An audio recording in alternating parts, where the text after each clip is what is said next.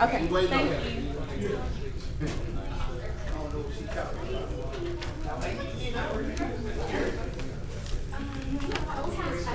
We're meeting tomorrow, right?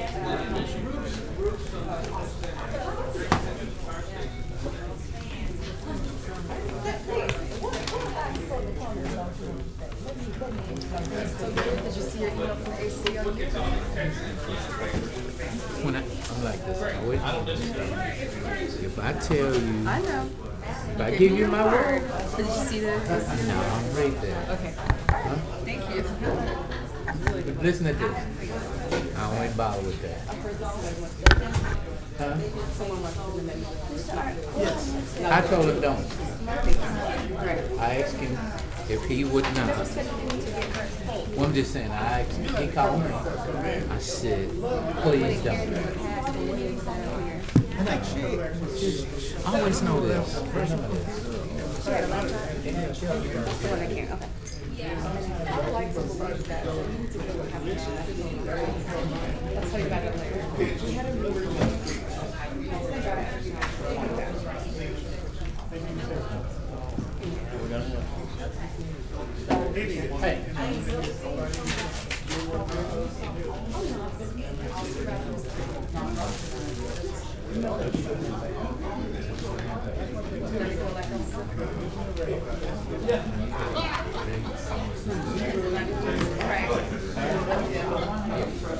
Oh, council later.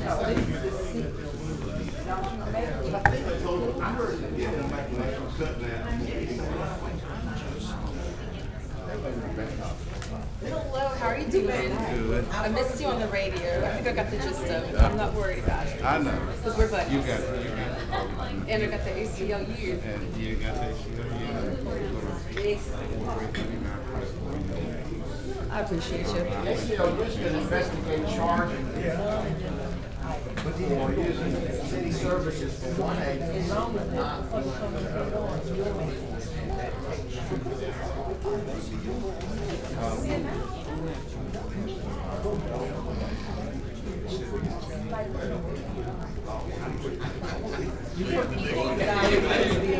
I think we might actually go back and see now that they have their list of actual when they get in contact with them, we might be able to do that. We might be able to select their own person. Yeah.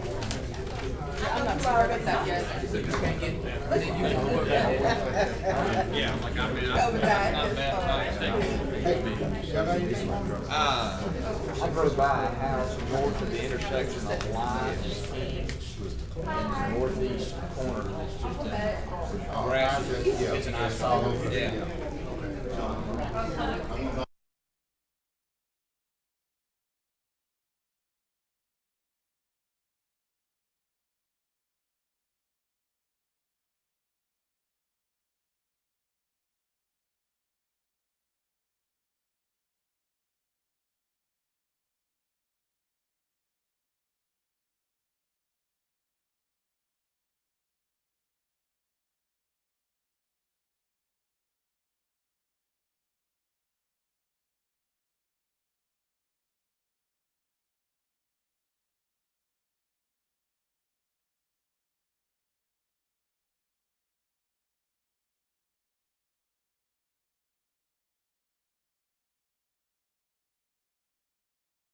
How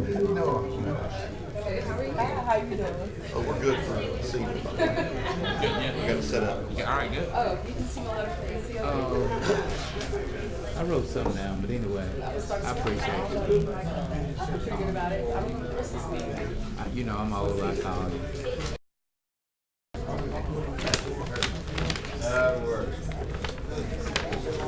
So what time they bring the ice cream? I thought we were out here on the Upstairs in the freezer. And I brought I keep my tangerine in my work bag. I'm going home as fast as I can and get my jogging clothes on and go walk.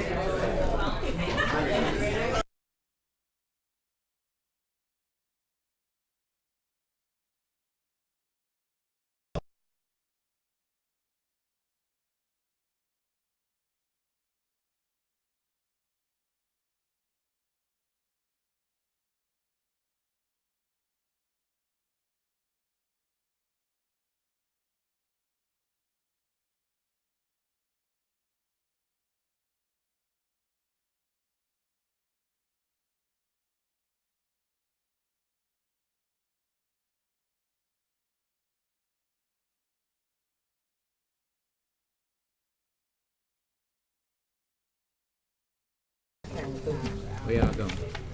We don't have to be in too big of a hurry because we've got ice cream at 4:30. Oh, we do? Ice cream's at 4:30. I Let's love do it. getting I said we should get our ice cream I before we love go to getting executive session.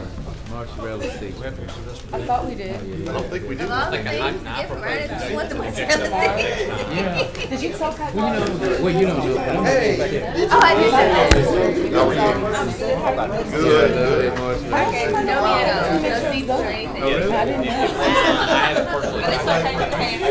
Yeah, I'm sure. I think I told her to try to be here, but Wow. You wanna get more involved? is this thing I on? tried to eat before when I found out I had diabetes. It's ice I cream tried to day. eliminate beef, but I didn't know how much beef I ate until I started Well, eliminating. what you do is just change the diet 1% a day. Each percent, 1%. Okay. Just, whereas if you ate that much, then today just eat that. Okay. 1%. I could probably And do that. then, here again, he says, give us this day. Just one day at a time. You asked me about all that we need to do. I said again, all I know is I didn't know what to do today. Yeah. You never go further into that. Gotcha. Yeah. And you never tell your brain that you want to give up beef. You just say, we're not going to eat as much still. But your brain is like,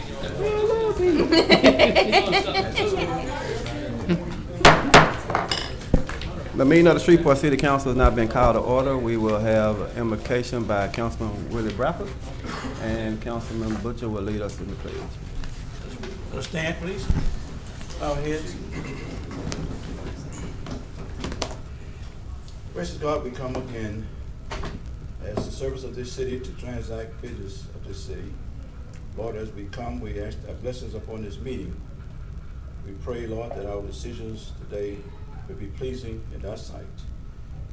We pray, Lord, that the meeting will be conducted with peace and order, and that once we've finished here, Lord, that we can leave knowing that we've done the best and that what we have done will be beneficial to the citizens of this city. It is in these blessings that we ask. Amen. Amen. So face the flag and repeat after me.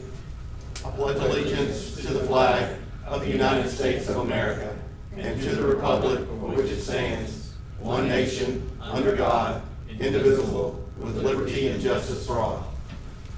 Madam Clerk, call the roll, please. Councilman Bradford. Present. Councilwoman Fuller. Present. Councilman Nicholson. Present. Councilman Butcher. Here. Councilman Flores. Here. Councilman Green. Here. And Councilman Bowles. Here. And tomorrow, I entertain a motion to approve the minutes of the administrative conference on May 24th and the meeting on May 28th. Does any council member have any awards, recognitions, or distinguished guests at this time? Well, I'd like to council know I came in second on the 5K race, right behind Councilman Bradford. Next year, I'm challenging Lloyd Thompson for a match, so I can get first. All right. Any other council member? Seeing none, Mayor Perkins, do you have any awards or distinguished guests at this time, sir? I do not, Chairman. All right. Mr. Green, your property standards here? Anyone have anything relative to property standards?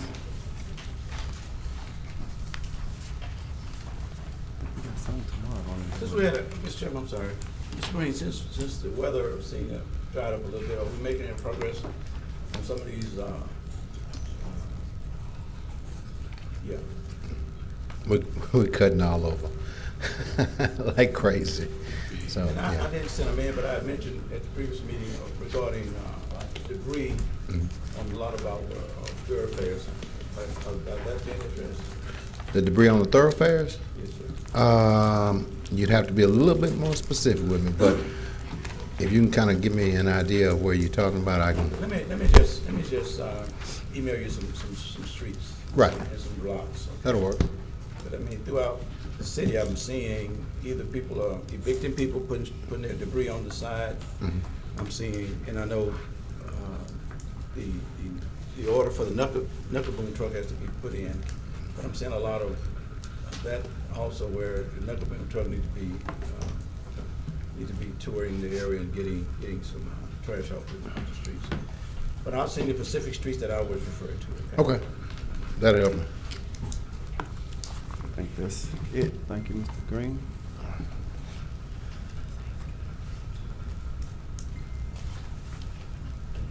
Ms. Jones sent us our, she already sent out the revenue plan, right? Yep, send it Tuesday of last week. All right, and the city attorney as well. Yes, there haven't been any changes, but I can confirm that via email. All right, thank you, ma'am. Yes, sir. Ms. Jones, will there be any legislation added tomorrow? None we're aware of. All right, and we have the following request to speak. Mr. Marvin Muhammad.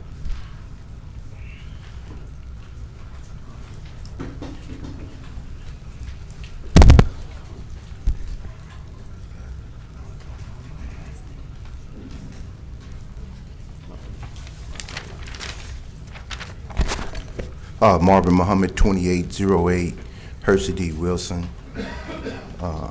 To the council, administration, I want to thank City Councilman Chair Bowman for a conversation that we had this weekend on the very topic that I want to speak on, which is the public comments ordinance that the city councilman from District C authored and sponsored to revise and amend. As I said in the article that we was quoted in just this past weekend, I said that this podium is an opportunity for this council to gauge the pulse of the citizens of the city of Shreveport. I also said that this governmental body has become very restrictive. I said also that this governmental body has while they point fingers at the administration about the lack of transparency, but yet don't want to even engage what I would call lawful deliberative dialogue. It's literally our way or no way.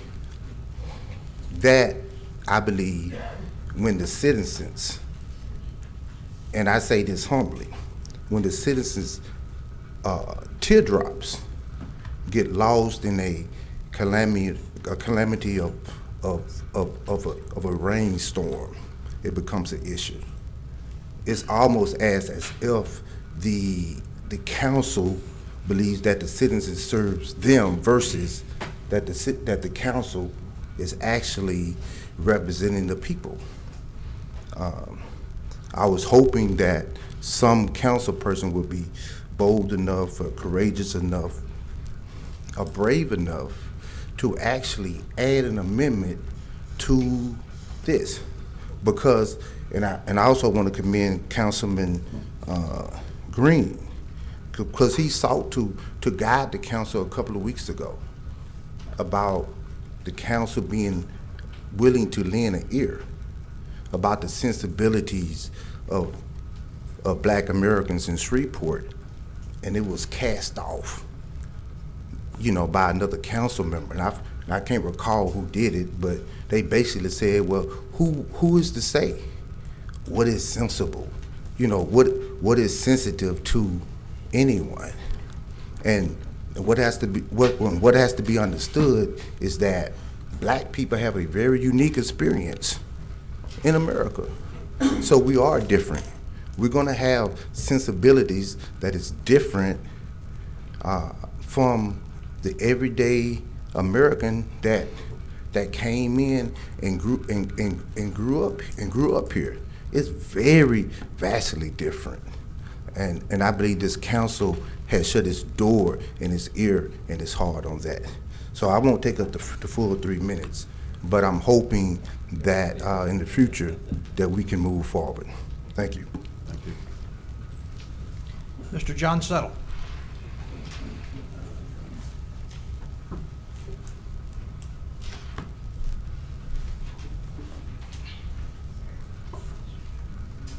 John Settle, 4 Tillwood. I just wanted to give some good news. 2 weeks ago I was here and I pointed out to Gary Norman that a couple street signs were down in my district, which is also your district. And I was happy to see this last week they got corrected. Just occurred to me how many thousands of street signs we may have where they're knocked over or in a wreck or something like that. So I don't see, thank you for following up on that. I see here today, it looks like you're going to have a PowerPoint on food trucks. These are so very ineffective for those of us in the audience, and I wonder how really effective they are for you. Because it's difficult to read them, we're flipping through them, etc. I really think that you ought to change your rules. If a government agency or anybody is going to have a PowerPoint, they ought to have some copies to hand out. And this is going to be on the food truck amendments, which came up 2 weeks ago. We had a member of the administration here giving detailed objections to it. I actually have a copy of everything he had. And I think this is going to be a big waste of time today, because I suspect or hope that this goes to a committee. But PowerPoints, I go to the commission meeting, council meetings, they're flashed up there. I wonder how much y'all can observe if you don't have the written copy. Audience members, we get lost unless there's handouts there. And I would really urge this food truck amendment to go to a committee. I've reviewed it, the ordinance, as the new amendments, and I've reviewed the comments of Brandon Fail, and they're very complex. And I don't think that it's going to be easy to resolve around this horseshoe. And on the issue of trash on the streets, I took a picture on Fairfield of what an eviction, and I sent it to many of you. There's a way, I believe, to handle that one committee, that Bossier City has a procedure that handles that. As a landlord, you can evict, put it on the curb, etc. I think you could tighten up your ordinance, and part of that would probably be to have an environmental court or property standards court like Monroe has. I've reviewed that ordinance. It appears to be very effective. I was the first chairman of the very first property standards board under Mayor Hanna. And so I became aware then of the challenges.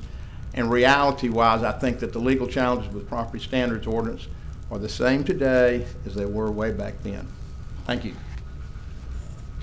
Mr. Billy Roy Wayne.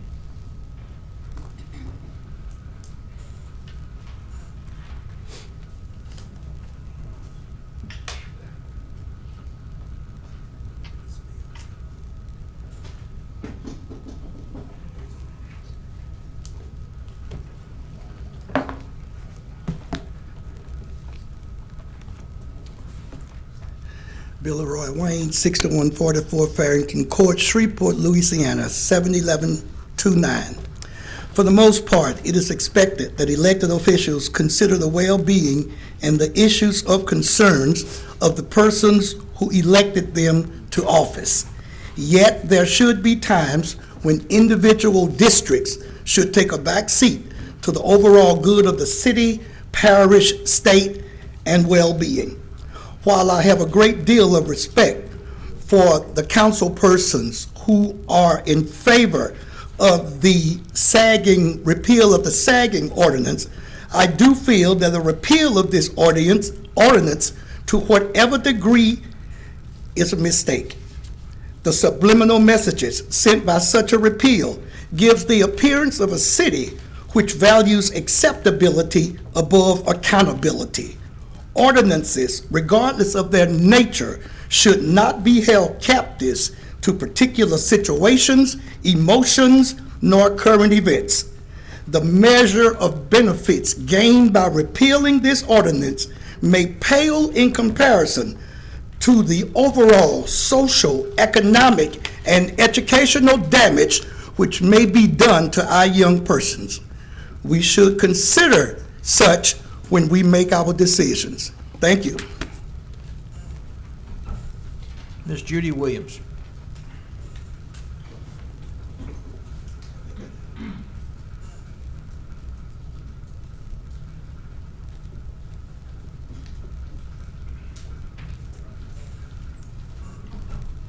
Judy Williams, 836 Oneonta Street.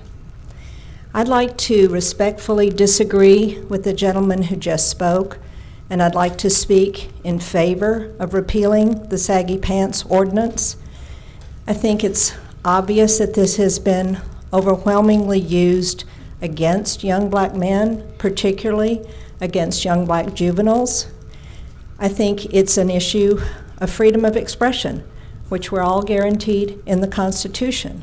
I don't feel like we should be in the place of legislating dress codes. I think there are better uses for our public safety dollars. I wanted you particularly to hear from me as an elderly white woman. So thank you very much. Ms. Danielle Richard.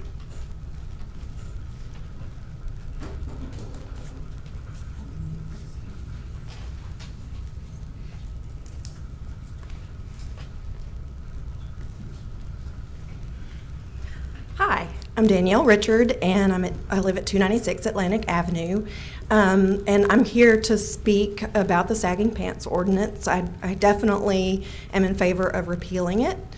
I don't think the law is necessary. If there are certain decency standards that we need to stick by, that's one thing, but applying fines or different things to a certain fad or a certain trend is totally unnecessary. I can see where in the future we may choose to ban yoga pants or ties or any other random piece of clothing. That's really not the place of the city council at all. So I'm very happy to see that this is coming up to be repealed, and I definitely support that. Mr. Kenneth Kraft.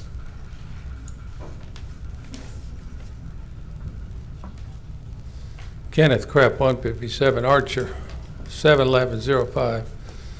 In 41 years in Shreveport, this is my first speaking at a work session because I'm off today, and that's interesting. And I was one of two citizens who opposed saggy baggy pants in 07. The other one is deceased. So there are standards. I know y'all wouldn't allow to drop the pants and the shorts and show the private, so there are standards. It's just a matter of what they are, but please repeal it. But I'm really here on number 70 of a resolution. I'm here to talk about baggy, saggy infrastructure. Streets, drainage, roofs at rec centers, fire stations, the convention center. The Linwood overpass is sagging. The Stoner overpass over Line Avenue is sagging. So thank you all for moving forward and recommending the 16-member committee, similar to what Mayor Glover did.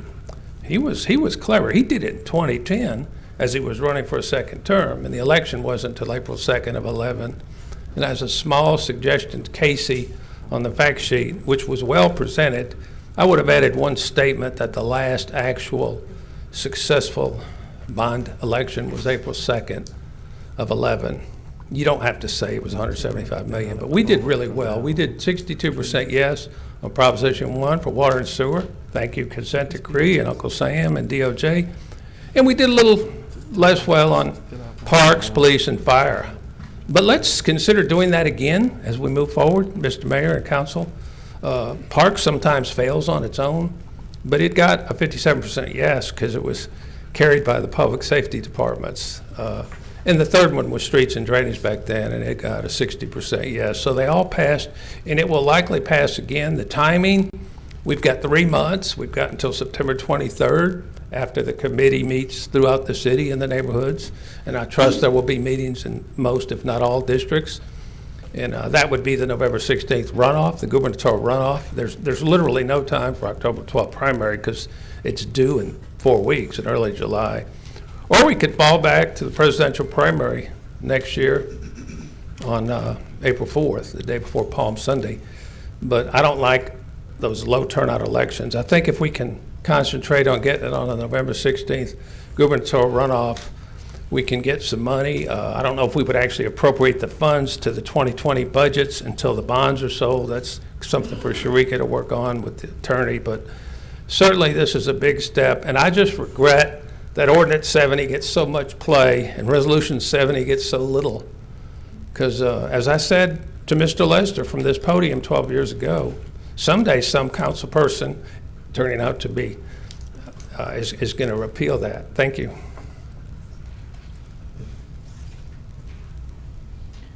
Ms. John Glover.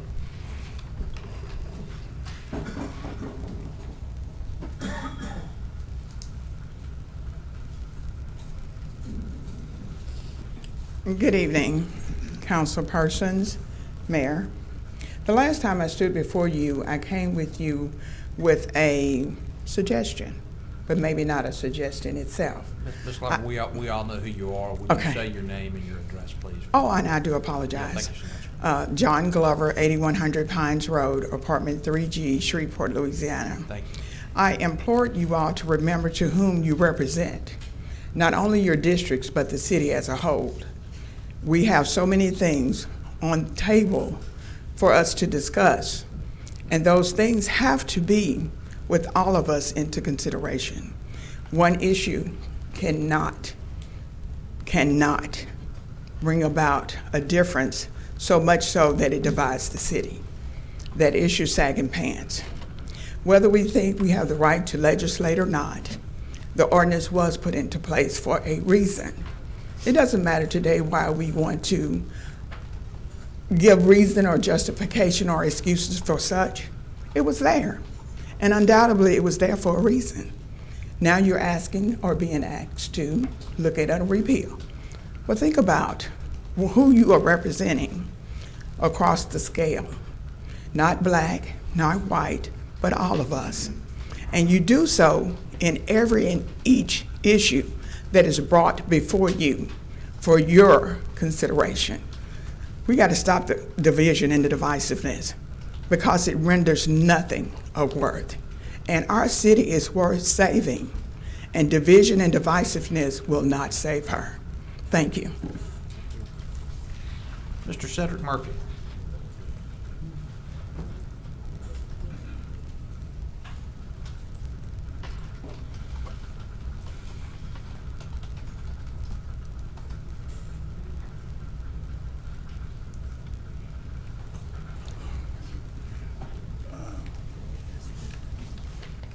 Okay, I was not expecting this. I thought I was going to speak tomorrow, so I can bring my PowerPoint. Mayor Perkins, Councilman Bowman, Councilman Nicholson, Councilman Fuller, and the rest of you guys. June is National Men's Health Awareness Month, and I just wanted to share the information with you guys to talk to your neighborhood associations, and most men have refused to go to doctors. So in this month, we're asking all men, black and white, we're asking all men to go to the doctor and get themselves checked. Secondly, June is also Post-Traumatic Stress Syndrome Month. And that is a month that is raising awareness for the causes behind it, the conditions behind it, the things people go through. It's not just a military disease.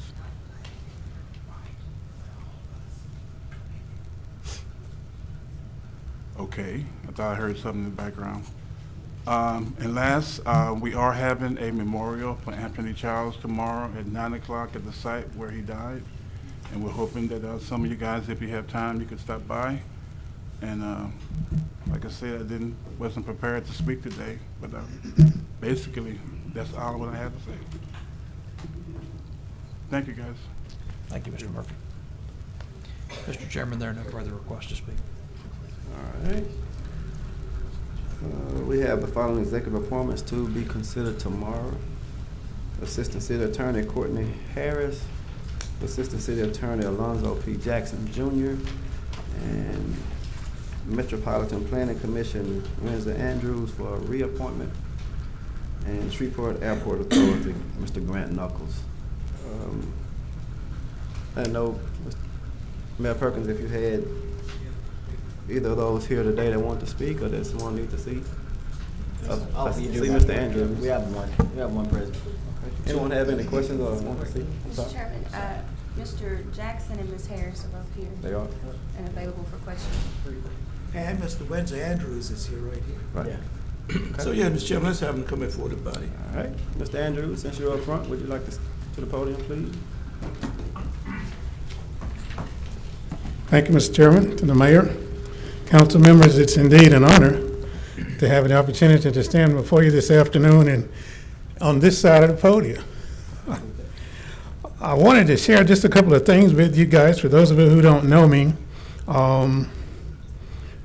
my name's Windsor Andrews. I was born in a little town called Truxno, Louisiana, in Union Parish. I attended Southern University, A&M University of Baton Rouge, Louisiana, which is the largest historically black university system in the world with 5 campuses. I had to throw that in. I saw Mr. Wayne with his Gremlin stuff on.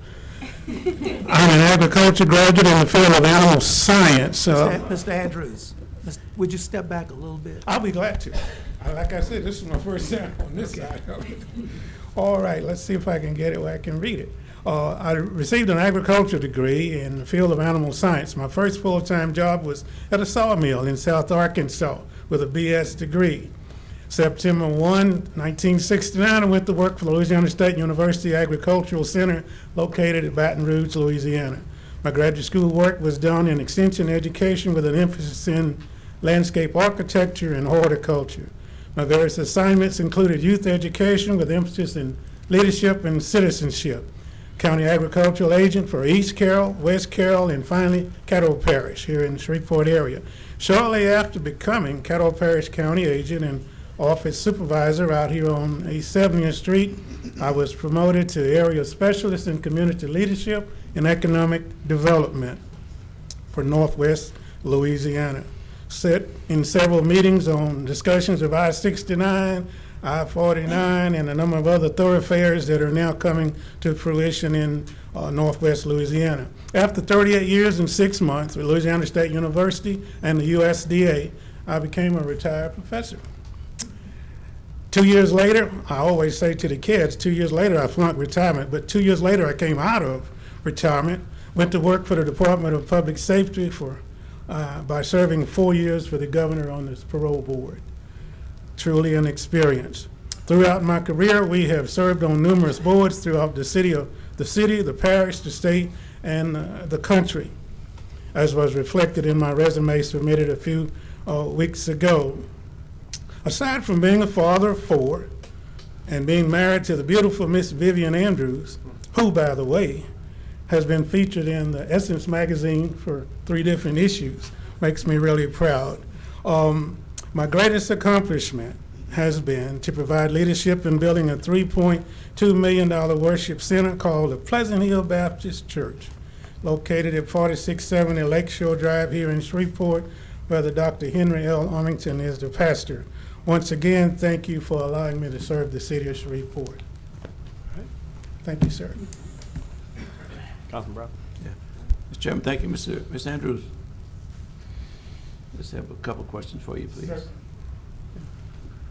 Ms. Andrews, thank you for agreeing to be recommended to be appointed to the Metropolitan Planning Commission again. You read your resume, but I'm familiar with a lot of your work, as you know.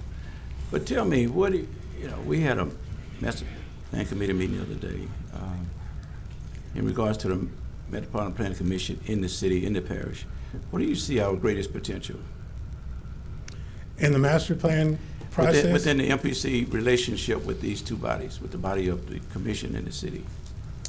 I tell you what, I don't want to be too brutal honest, but I've lost a lot of sleep serving in this capacity the last couple of terms, and it's all because my heart's in the city of Shreveport. I've had several opportunities to work in a number of other states and even a couple of foreign countries where I was asked to apply, but I really chose to stay here because I love the city. I love the work that I've done with the community. I've never used it to build a resume.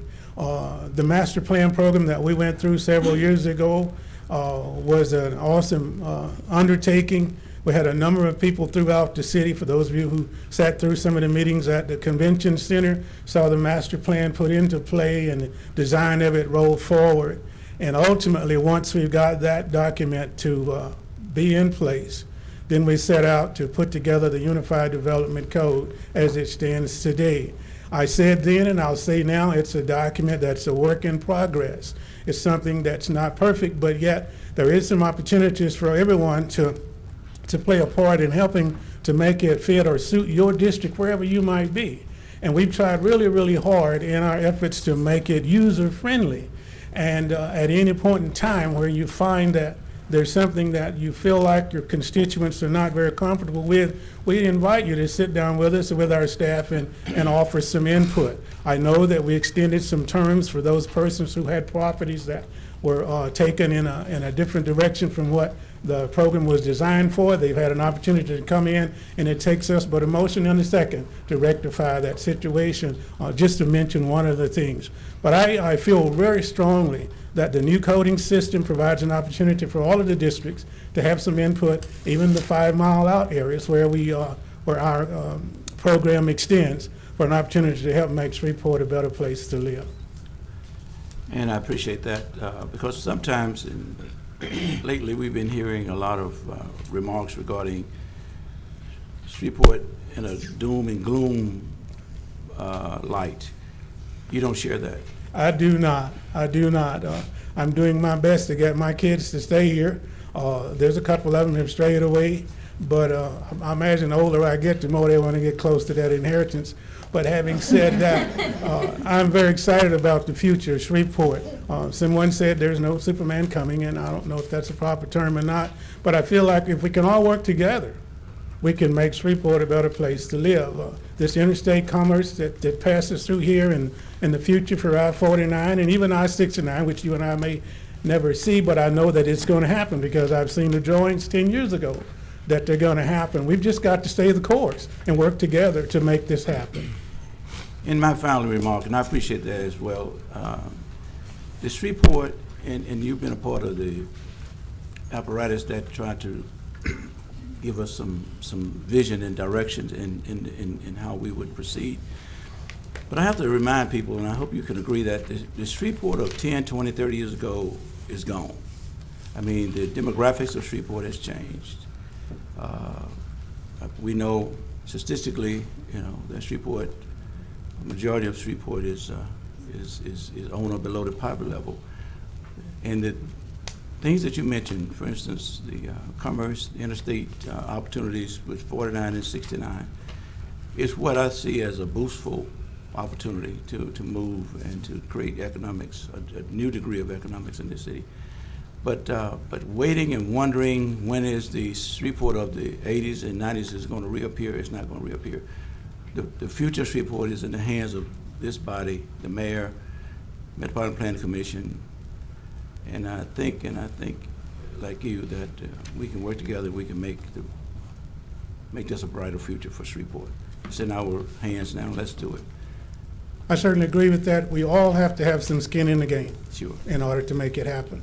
Mr. Andrews, thank you for your remarks. Thank you, sir. Councilman Green. Thank you. Mr. Andrews, I'd just like to say congratulations, and excuse me, I didn't plan to say anything, but I know Vivian gonna ask you when you get back home, did I say anything? So tell her that I congratulate you. Thank you very much, sir. Thank you, Mr. Chair. All right. Anyone else? Mr. Chair, I do hope that everyone understands that there are 9 seats on the MPC board. There's 4 that relegate to the city council. There's 4 that pay attention to the parish commission. And then there's 1 seat in the middle that's a joint appointment. And that seat would be the one that I hold as I stand before you today. So thank you very much for your confidence. Well, thank you, sir, for your willingness to serve, and I have to thank Ms. Andrews too for allowing you to serve too. So just want to tell you that. Make sure you tell I said that. I'll be glad to. Thank you, sir. Thank you. City Attorney, you have who here? Yes, sir. I have Ms. Courtney Harris and Mr. Alonzo Jackson, Jr. All right. Good afternoon. Good afternoon. Good afternoon. All right. Ms. Courtney, would you tell us a little bit about yourself? Yes, most certainly. I'm sorry, I am a resident of Shreveport, born and raised. I'm a graduate of the Southern University Law Center, class of 2016. At the Southern University Law Center, I participated in a number of events. Evening president of the SBA, as well as the chairman for the Barristers Ball. I was also a joint degree graduate. I have an MPA and Masters of Public Administration received from the Nelson Mandela School of Public Policy. I was the only candidate in my graduating class to receive a joint JD and MPA. Returned back to Shreveport, where I've been just working here and just trying to navigate my way and be a part of the community and help the citizens. All right. Anyone have any? Okay. Have any questions, anything? Ms. Harris, what work have you done since you graduated in 2016, ma'am? Upon my return back to Shreveport, I was a judicial law clerk for Judge Ramona Emanuel and Judge Correlia Stewart. After leaving the judicial law clerk position, I went to the public defender's office, and I also opened up a private practice, and I have been doing that successfully. Thank you, ma'am. All right. Councilman Bradford? Well, Mr. Chairman, I was looking at the job description or the assignments that the city attorney was going to offer them. And I'm asking a question, but at the end, I'll let her give us a description of what they'll be doing in my office. But you say you graduated in 2016 from Southern University Law Center? That's correct. Okay. And I apologize. So you haven't been in private practice? No, I opened up my private practice at the same time I left the position of being judicial law clerk. At the time that you're a judicial law clerk, you're not allowed to practice law outside of the court. Okay. All right. You feel comfortable coming within the city attorney's office? Extremely comfortable. Okay. All right. Well, she's going to tell us what you'll be doing, so we'll see how comfortable you do after that. Thank you. I'm sure it'll be fine. All right. Councilwoman Fuller? I'm good. Okay. All right. Mr. Jackson? Good afternoon. All right. Alonzo Jackson, Jr. I too am a lifelong resident of Shreveport.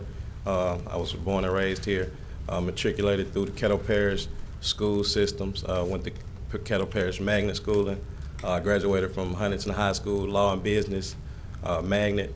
After then, I went to University of Louisiana, Monroe. After that, I went to Southern University Law Center. That's where I graduated from law school. While there, I served as a 3L class president, and since then, I've been working at the Kettle Parish Public Defender's Office upon graduation, where I have a lot of courtroom experience with litigation, and also I've had private practice as well, simultaneously as my time being a contract attorney with the Kettle Parish Public Defender's Office. Okay. Councilman? No, I just need to let you know for transparency, I've been knowing Alonzo Jackson since he was 2 years old. Correct. And I know he'll do a great job. His father, the late Alonzo Jackson Sr., was a personal friend of mine who also served the city in various capacities, and he's following his dad's footsteps. Correct. So at this time, if there's no questions, Mr. Chairman, I'd ask the city attorney to give us a description of what these two young people will be performing at the city. Sure. Starting with Ms. Harris, I plan to have Ms. Harris delegated as the contact for the city attorney's office to handle all the yellow sheet contracts. Ms. Harris, she was being very modest, but she has a great attention to detail. And I think that that quality of hers will serve us well in reviewing all the city contracts for consistency and making sure they're properly following the law. Also, she'll also assist us with working with public records requests as a backup. As you guys know, Ms. Sharon Williams is primarily responsible for the public records request. However, that task can be a bit daunting, and so she's going to help to fill in some of those needs, as well as serving as a backup prosecutor at City Court. There are currently 3 prosecutors on staff at City Court, but life happens, and sometimes we need extra people to have a reprieve. She'll also help to support various commissions, the MPC and Zoning Commission. She'll work with the Community Development Department. She'll assist economic development, and employee retirement system, and any other positions as necessary.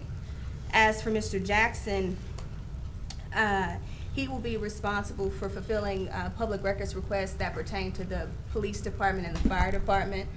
Those tasks can be a little bit different, and they require a different level of attention to detail, because you have to review MVS and various other audio from law enforcement. As you know, he just stated he was a litigator with the Public Defender's Office, and so he's accustomed to reviewing those same documents and videos anyway, so that should not be an issue. Also, he'll be directly supporting the police department and the fire department, and I will have him working on some in-house litigation specifically subrogations, interventions, collections, things of that nature, to try to reduce some of the costs that we're expending with outside counsel. He'll also help to serve as a backup prosecutor, since he does have that experience. And he'll support, I believe, the SPAR department fair share program, the library, and the fire department retirement system, and any other needs that may come about. Thank you. Thank you very much. Very detailed. Councilwoman Fuller? Thank you, Chair.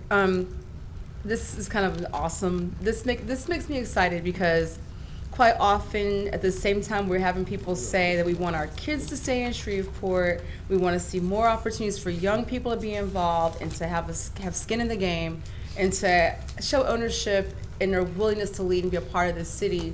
And then some of those same people will be the first ones to say, well, they're too young. Well, I feel like you've done a good job of picking people whose resumes are appropriate to what you're going to be asking them to do, in particular with you having a master's in public policy on top of your law degree. That's very exciting for me to hear.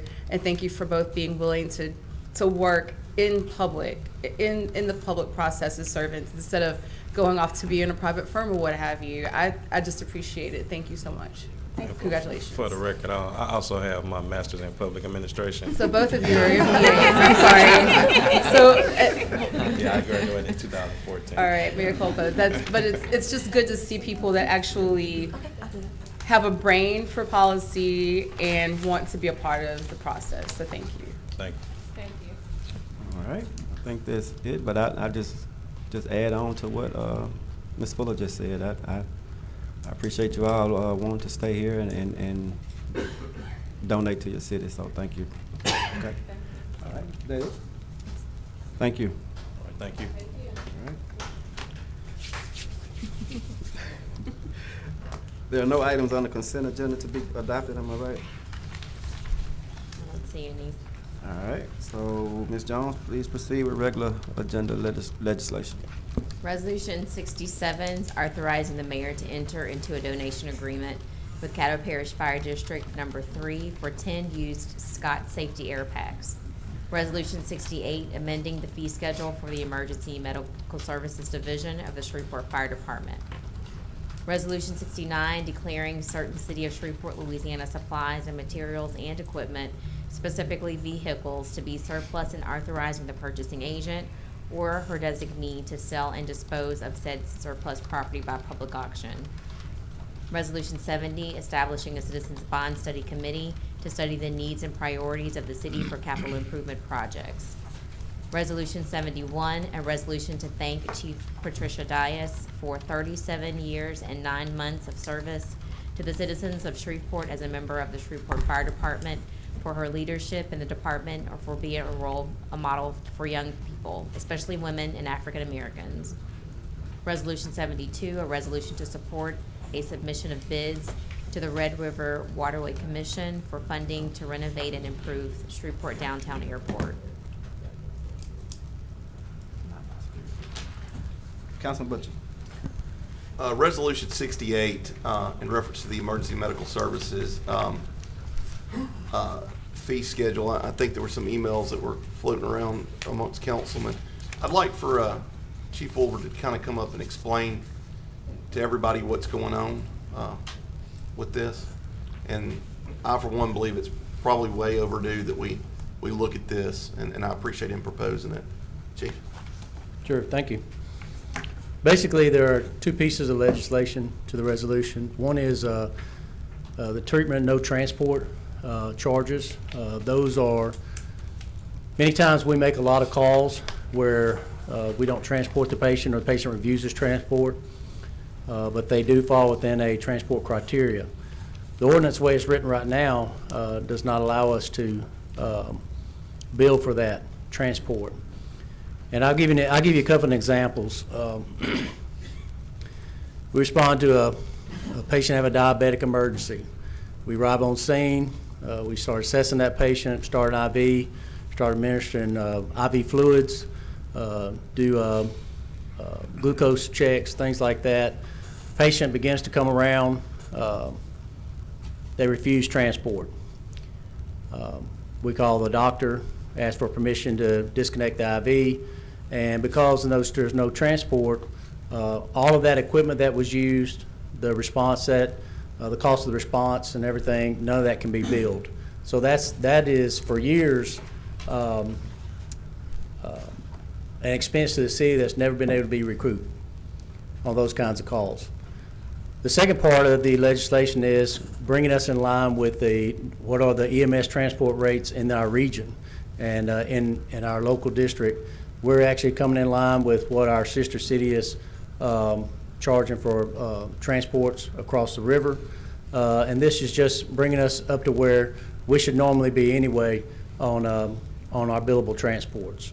So that is the two pieces of legislation, and we have the comparison rates. I think I sent some of you some of those rates. I don't know if everyone's seen them, but I'll be glad to send those comparison rates to anyone who needs them, or you can pass them along. I think that that one thing that might be said that, as an example, Chief, is a medical code that might be worked somewhere out in the field, and now, in the old days, once you started a medical code, you transported them, but now the doctor can discontinue that at a nursing home facility or at a home. You can accumulate a lot of cost in drugs and things like that. You can push several rounds of drugs. So I'm glad to see us kind of coming along. From what I've read study-wise, a lot of larger cities like Dallas and have already started doing this. And I want to commend the mayor and the administration because we task him with finding ways to, I don't necessarily call this a budget cut, however, it is something that has flown under the radar for quite some time that is affecting our budget. So I appreciate y'all working with the mayor and presenting this to us. I think it's long overdue. Yes, sir. I appreciate the Public Safety Committee working with us along with also. Thank you. Thank you, Chief. Okay. Councilman Bradford. Nothing for the Chief, Mr. Chairman.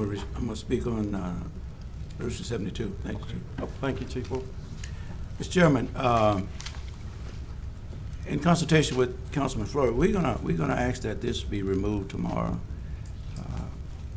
We spoke with the city attorney and our clerk, and the language that we was proposing, we didn't think was the language that we wanted to put in the resolution. The opportunity from the River Waterway Commission to help us with the downtown airport site is still on the table, but we want to be clear with the public as well as with ourselves, the council, that we have appropriate language that will be very appealing to the commission as well as to the condition that we'll be seeking these funds for.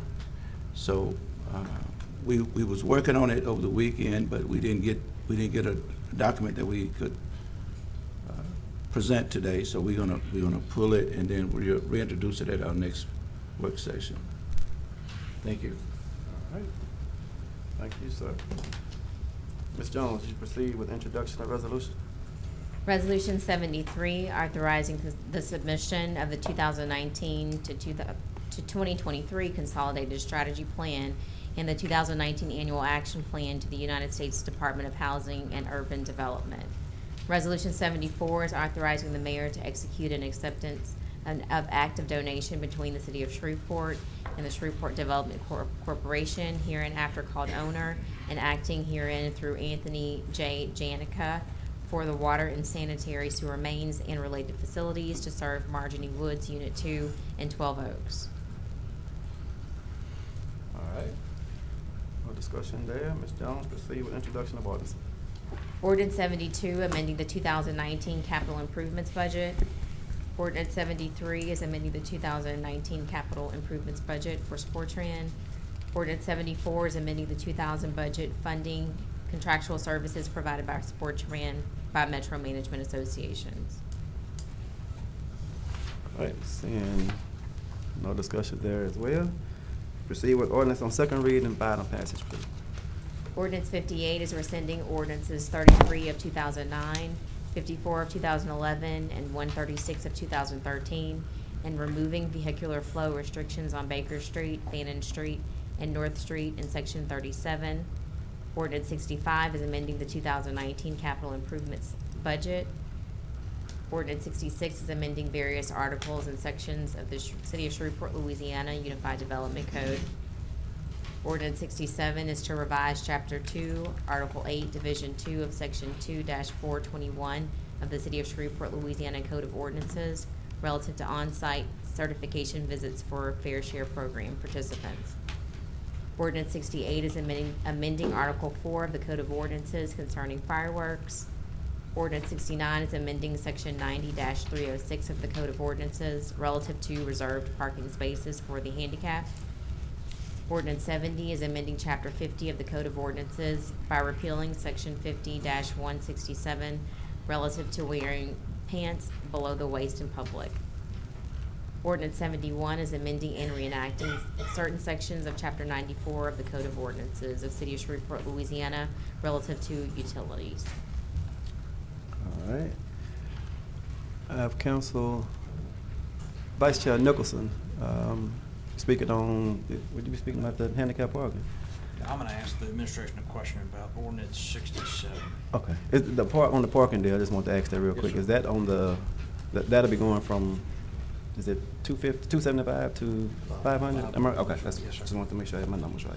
Okay. And since the chairman has asked a question regarding that ordinance, I will again thank Cedric Murphy for calling to the council's attention a need to increase the fine for the abuse of handicap parking spaces. You know, some traffic infractions are easy to commit accidentally.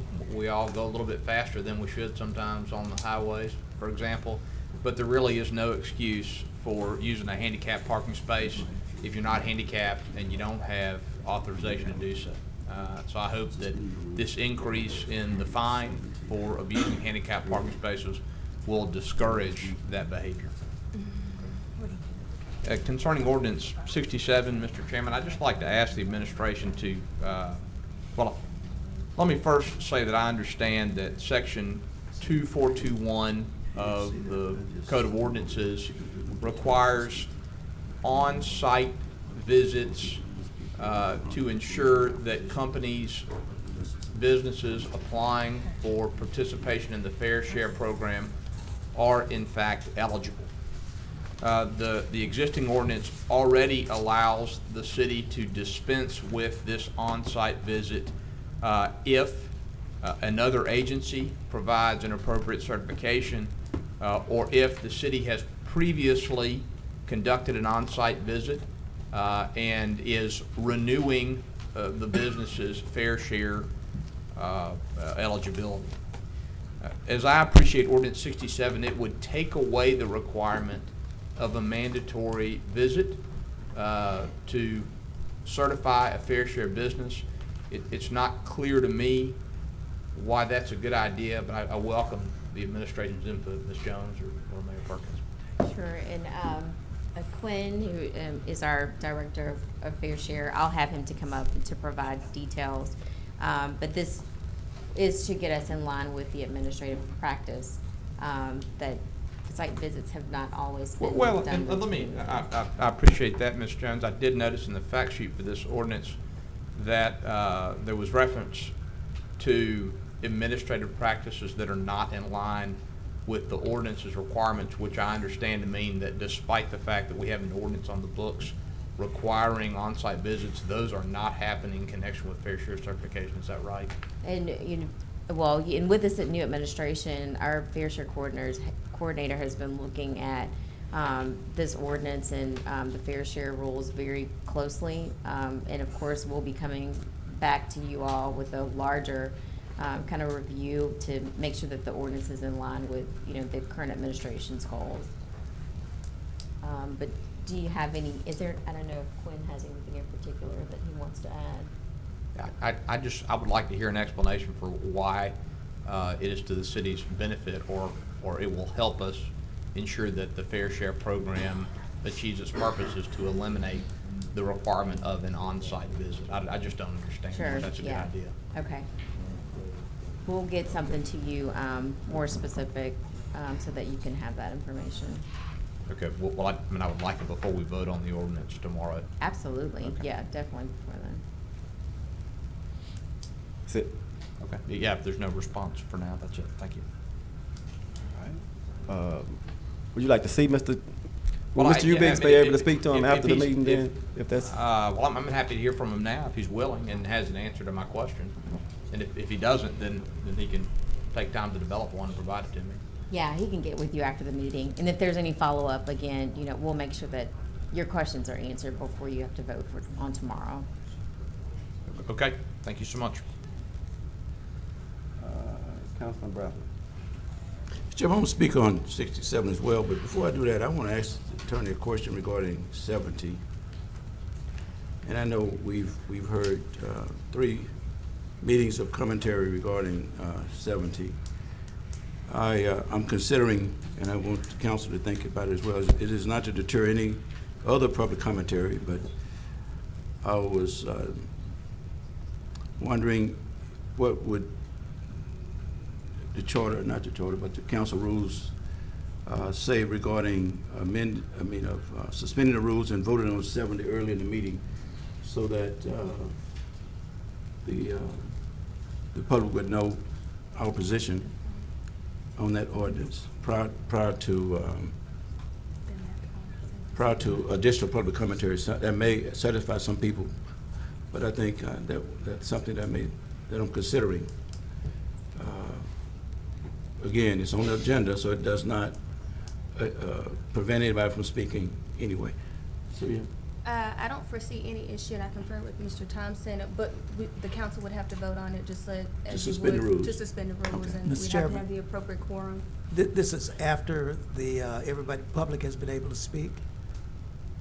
Yeah, after the public, you can't do it before. Well, my intention was before. You can't do it before. I don't, if it's on the agenda, I would think that state law would require us to allow them to speak. No, I think they're going to speak anyway. I mean, even on items that are already suspended and adopted, that's been the customary procedure.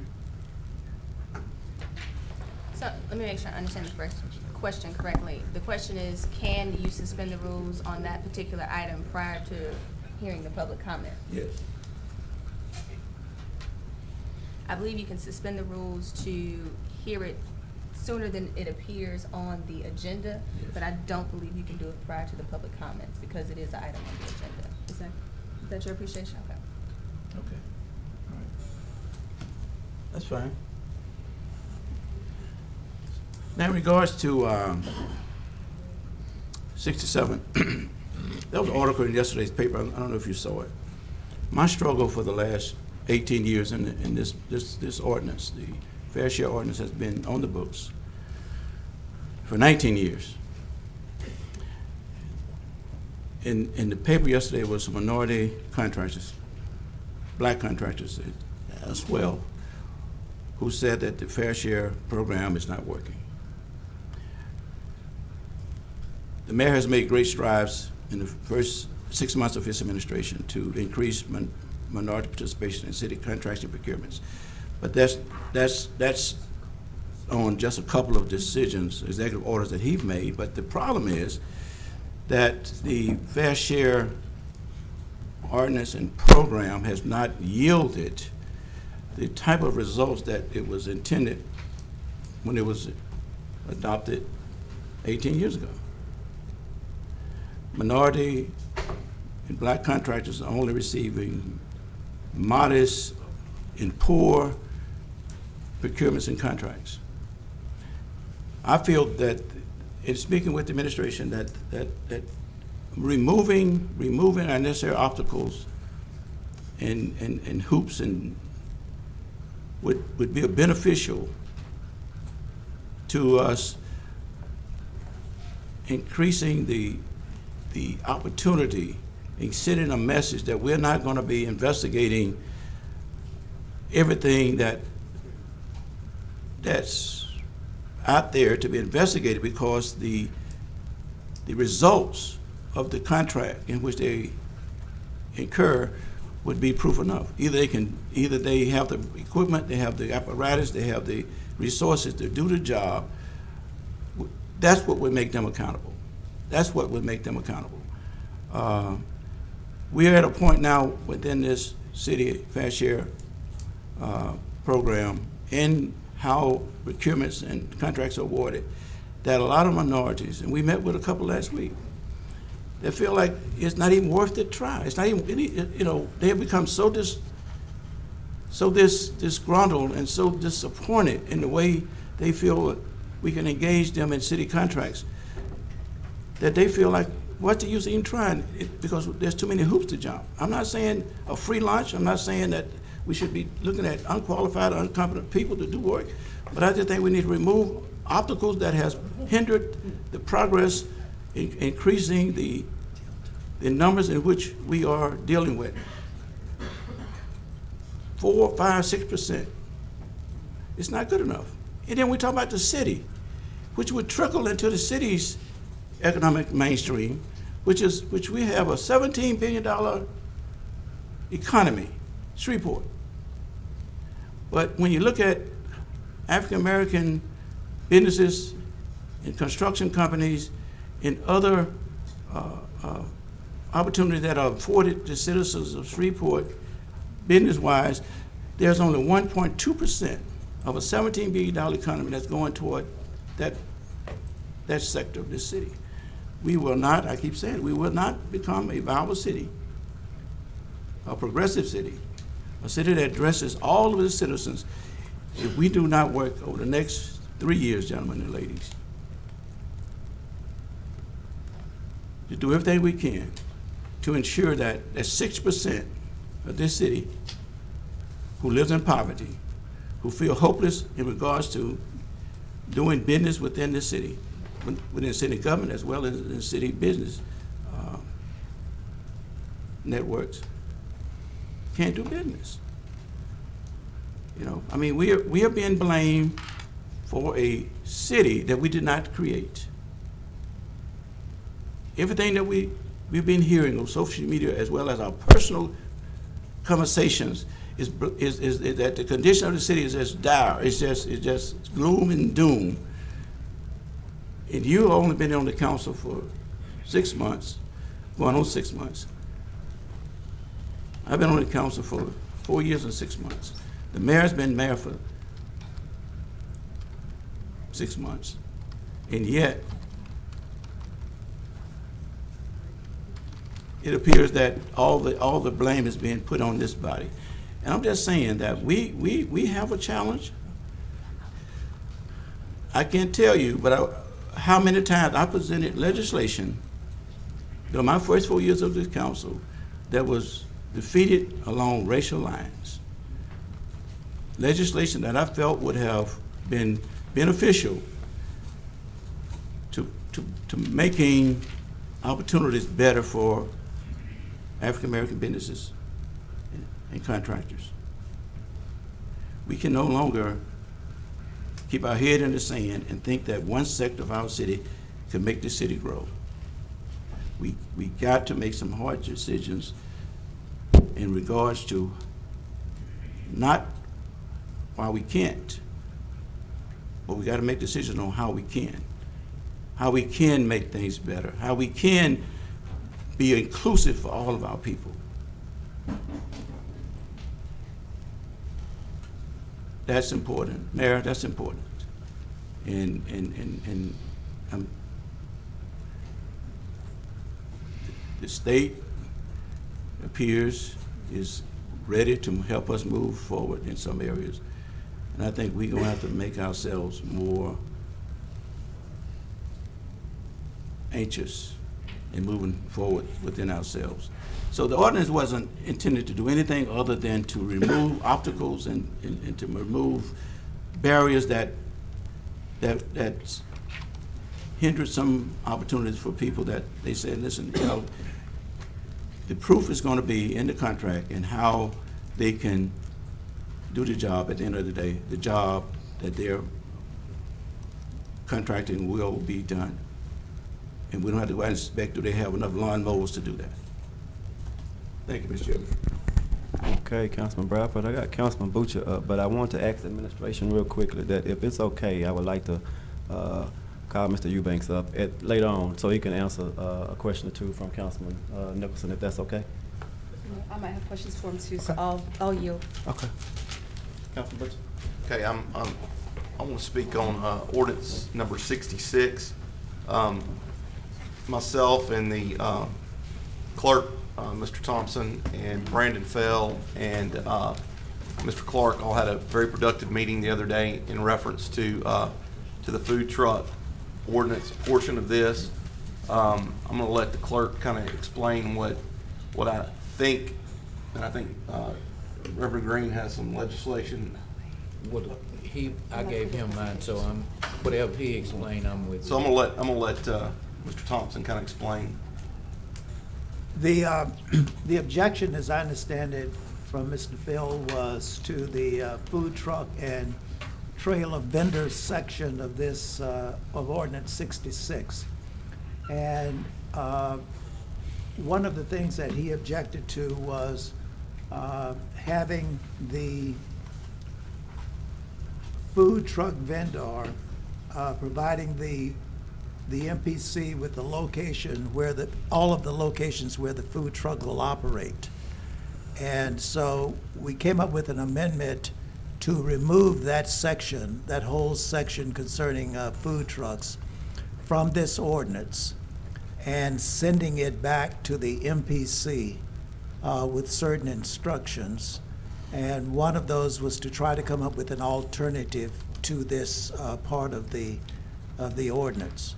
As I understand it, Mr. Phil did not object to this and consents to the rest of the ordinance being adopted after this section has been removed by the amendment and sent back to the MPC. So basically, we're removing that section where they have to report their locations to the Metropolitan Planning Commission. We're removing that in this amendment and sending that portion only back to the MPC. Correct? Yes, it's everything in section D. Okay. In Exhibit D.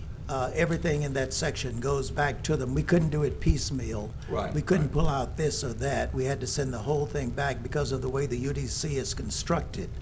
The City Council does not have the authority to really amend the ordinance.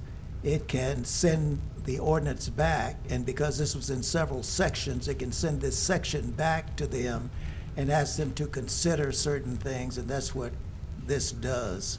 And then we expect that it will come back to us, and the council will have a chance to address it again at a later date.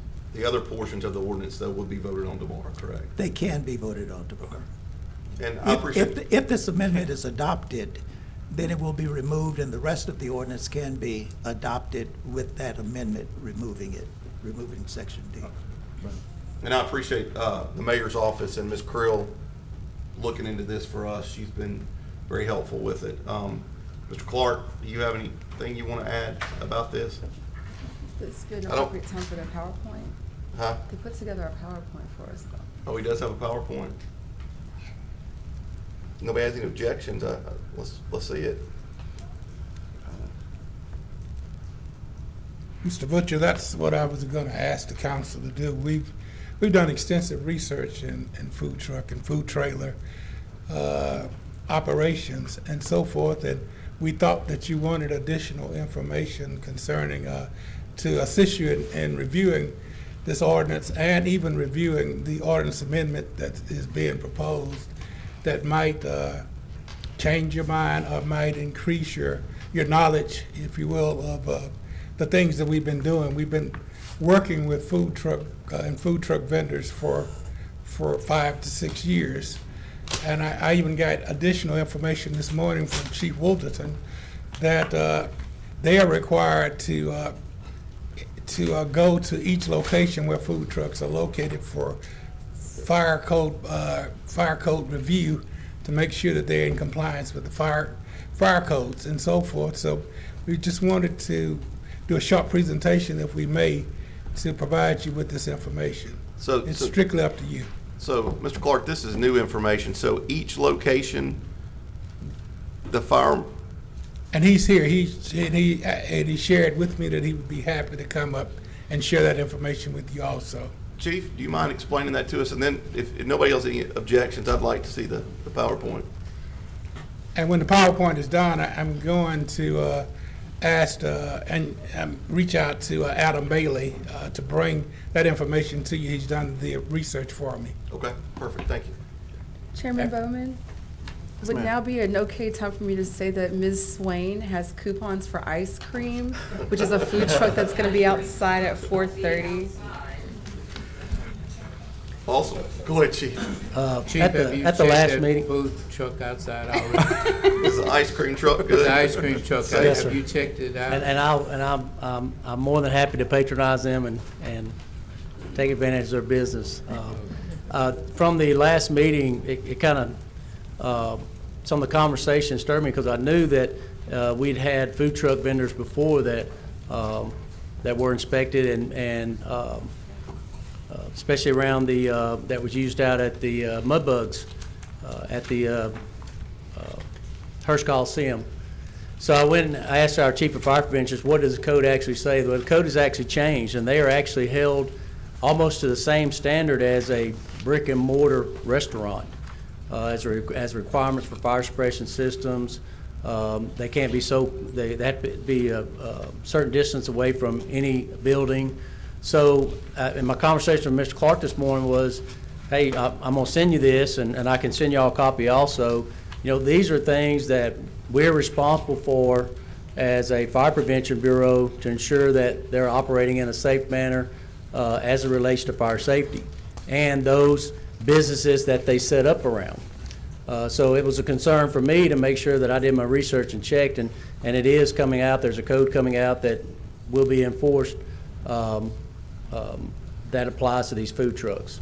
So Chief, you're saying that any building, so if they pull up out here in front of Government Plaza, they're supposed to have the fire marshal come and? No, I'm saying there's code that applies to them. They have to be so many feet from the building. Okay. They have to have certain fire suppression Mechanisms in place. mechanisms right. in place in their food truck. So it's not like they have to call, you have to send an inspector out, it's just they have to follow those guidelines. They It actually- could be yes, done yes. possibly by Yes. signature on the What- original What concerned me application. is if they're able to move around and there's no way of monitoring that, it would just be happenstance with an inspector out that's going to do their normal inspections. Okay, I'm gonna stop here and do a spot check. So that'd be kind of where that lands at. So I just this- wanted the council to know that there are fire prevention codes that apply to these food trucks just the same as it is to restaurants. And this I is a- wanted you to be aware of that, This is a have that state knowledge. statute, correct? This is NFPA Life Safety Code 1, Okay. Mr. Chairman. could which I is follow- adopted by this council. Could I follow Okay. up on that? The way that it's written now, the proposed ordinance is that every time they move, they have to notify the MPC. If that ordinance goes into effect and you know where they're moving to, will you send an inspector out each time they move to view it? No, sir, we wouldn't have to send one out each time they move.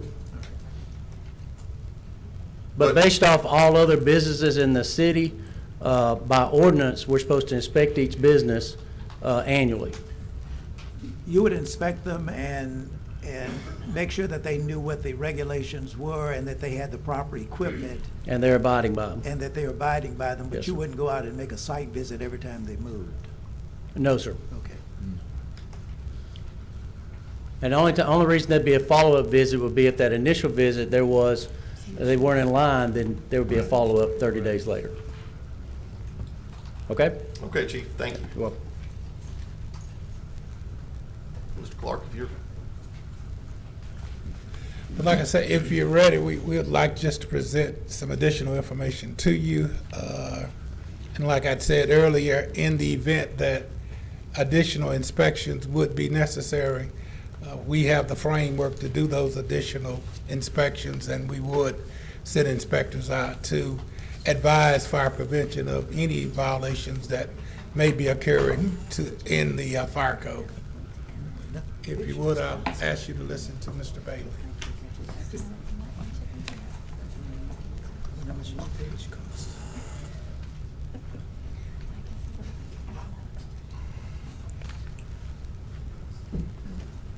Thank you, council members. In an effort to address the various community concerns over the antiquated regulations guiding food truck operations, these proposed amendments have been prepared and recommended to replace the UDC's existing regulations. Current regulations do not adequately regulate the city's food truck vendors.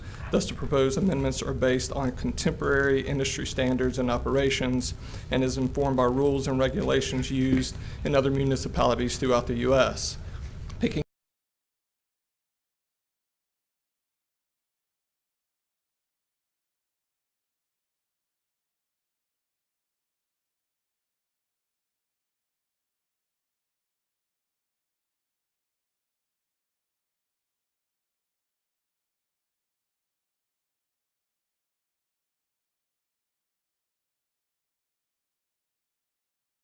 some of those common regulations are health permit requirements, fire inspections, commissary requirements, rules for operating in the public right-of-way, hours of operation, distance to restaurants, as well as zoning requirements. For years, ambiguous zoning policies for food trucks have created a need for standardizing their operations. Since food truck regulations were first introduced to the city of Shreveport at around 2012, the Shreveport Police Department has issued 0 citations for any type, whether it be a city violation or even an NPC violation. 2 weeks ago, it was mentioned that these proposed amendments would create a black market for food truck vendors. Well, in actuality, a black market already exists. According to the city's revenue division, only 7 food trucks are registered for the city for 2019. And if you do a simple Google search, you'll find that over 30 food trucks operate in some capacity within the city. So a black market already exists. With the passage of these proposed amendments regarding food trucks, the MPC feels that all aspects of the food truck industry will be significantly improved. Features of these food truck amendments include an update to the current code's ambiguous language, the need to modify key terms. It will address food safety issues. It will establish a proper permitting and licensing process. It will establish proper areas of operation and update the proper operational requirements based on contemporary industry standards and operations. The proposed amendments stipulate that food trucks must comply with the UDC's zoning rules with standardization in the form of operational requirements. These amendments provide uniform and definitive guidelines. Food truck vendors will have certainty for how and where their business operates through an annual license and temporary use permit. The temporary use permit will establish food truck vendors with legitimate and structured regulations necessary for proper and consistent operations, as these businesses, as has been stated time and time again, contribute to the local economy and become productive and innovative members of the Shreveport food industry, as well as to ensure that the public's health and safety is a common concern. Do you have any questions? Let me be clear. You said that on record there's only 7 food trucks that have been registered? Correct. So how are we regulating this as of now? They are not. They're not being regulated? They are not.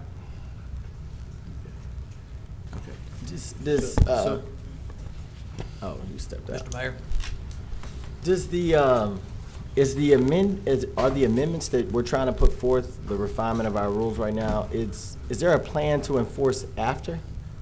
Well, I'm trying to figure out one of the best ways to, the MPC feels that they can do that is because currently right now, you're required to have a health code or health permit. Mm-hmm. When you get your health permit, then you can go get your city license, food truck vendor license. We're asking that you get a temporary use permit, so therefore we can verify both of those. Yeah. Because in order to get your temporary use permit, you have to have those too. Yeah. And I'm just wondering, because I've gone to city events where there is more than 7 food trucks in the parking lot. Well, they're exempt. It states in the ordinance that if it's a city event or on city property. No, not a city event. I've been to events within the city. Oh, well then they're parking lots where there were more than 7 food trucks in the parking lot. So correct. That's what I'm saying, is that there are food trucks operating out there that aren't licensed. Yes. We're on the same page there. My question is simply, if I can go into an event next weekend and see 8 food trucks, like, it seems that we have been doing zero enforcement of, like, getting food trucks to simply register.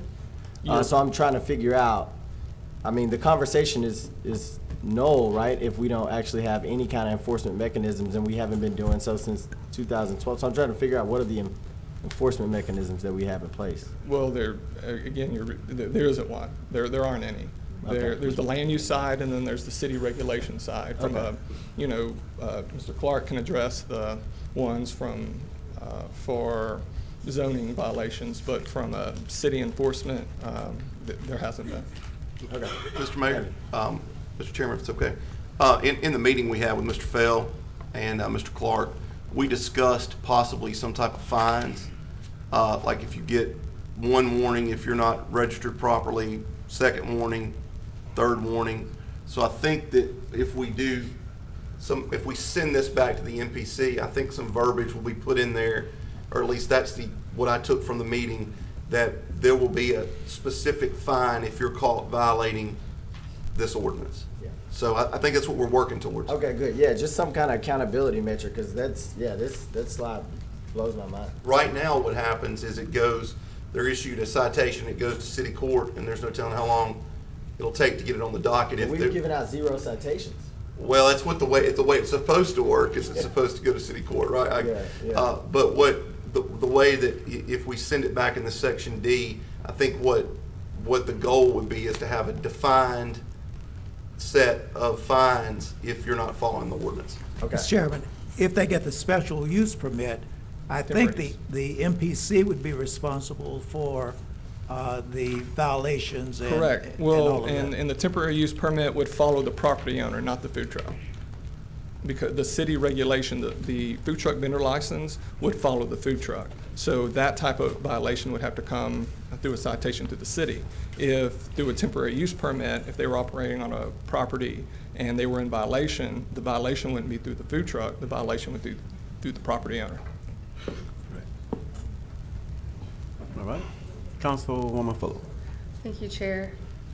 Mr. Bailey, Yes, ma'am. I appreciate that you've listed that there are several cities in our general area that are regulating their food trucks.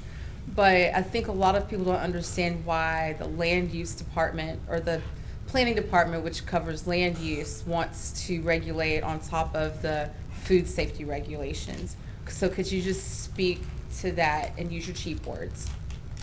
Do you want me to do that or Mr. Clark? Either of Because I you. think Mr. Clark would be more comfortable. Okay, I appreciate it. I just think people need to understand why you feel like we need this extra layer. As you're well aware, the MPC is in charge of land use regulations for the MPC limits. And we are the only body, only entity that's responsible for land use. And that's why when you remove our ability to regulate land use, you basically remove our authority that was granted to us by the legislature. The reason that we are so concerned is that every time something sets up on a piece of land, it should be in compliance with those land district requirements. And what you've heard earlier in this process with food trucks is that they have not responded to those requirements, and we're only trying to work with them, educate through education and responsibility to set them in a position where they are legal and they're doing the things that are required by land use policy. So some people would argue that just because you're adding an extra layer of bureaucracy in order to bring people in, so that some authority is working with them, that you're just adding another hoop to jump through. And we really don't, and that's why we did all of the research that we did. We're not trying to be obstructionists by no stretch of the imagination. We're just trying to assist these entities and in becoming legal, and becoming operational in accordance with the laws that you have enacted as the city council here in the city of Shreveport. I'm going to pull at you a little bit more. So can you give an example of, in another, one of the cities that you've researched, how their land use department is regulating compared to what we're trying to do? And I've talked to Adam. One of the things I've done is, like you've alluded to, I've tried to let young people get involved in the overall operation. They do the research and report back to me. He has actually lived in Austin and could give you a much better example than I have. I think that a visual example would be helpful to people. Okay. Or just like something that we can see in our mind's eye. You know, can you tell us about like the research that you've done, how cities' land use departments, planning departments have been a part of their regulations? A lot of the for similar trucks? language that we're proposing right now But came just from give Tyler. one example, like Tyler. concrete. Tyler, Texas. Yeah. Okay, so which piece of what we're doing is the same thing? They're required to let their, if you want to operate food truck, you have to let them know report wherever they every go. time you move. Yes. And see, we're not, I mean, with this temporary use permit, you would apply for the temporary use permit. Let's say at the time that you apply, you know 5 places that you want to go. That you put that on the permit. Well, 2 of those drop off because it's not successful and you want to add 5 more. Then you just come add those 5 more and then we review it internally so we can make sure that where you're wanting to go fits within the. So you can zoning. call and add that, but you don't get to automatically just go to there immediately? Well, we would prefer that you called and add it. But you get the go-ahead immediately to go to that spot? Yes, for Okay. the most part. Is that what, I mean, that's, Tyler's smaller than us. People might say they've got more people, Well, they have more time on their hands. Tyler wants you to have a temporary use permit for everywhere they go, not just one temporary. separate- Correct. Okay, so in Tyler, you have to have individual permits for each place you go. Yes. Temporary uses. You're just saying add it all to one. Yes. What about like Austin or Portland? I am 100% not sure. I can get that information and give it to you tomorrow if you'd like. But are there any other cities other than Tyler you can think of that have a similar? I want to, not off the top of my head. I'd have to. All right. Thank you. That's helpful. I appreciate it. All right, Councilman Green? Yes, sir. My question would be this. Is, say for an instance, you also there, how many food trucks operating now? Legally or illegally? Either way. Let's say 30. So how many that's operating illegal?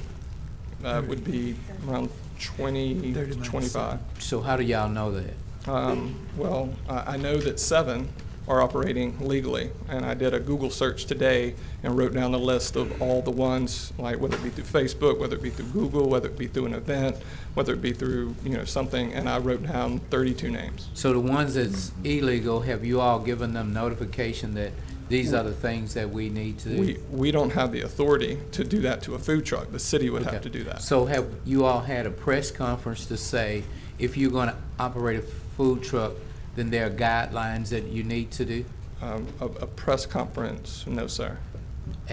Have we done any notifications as to, okay, everybody in the city who has a food truck, then these are guidelines? Say for instance, may I finish? I hadn't said a word, sir. Okay, well, you put your hands up, so. That was just a gesture. Yeah, I understand, I thought I was in church, but anyway.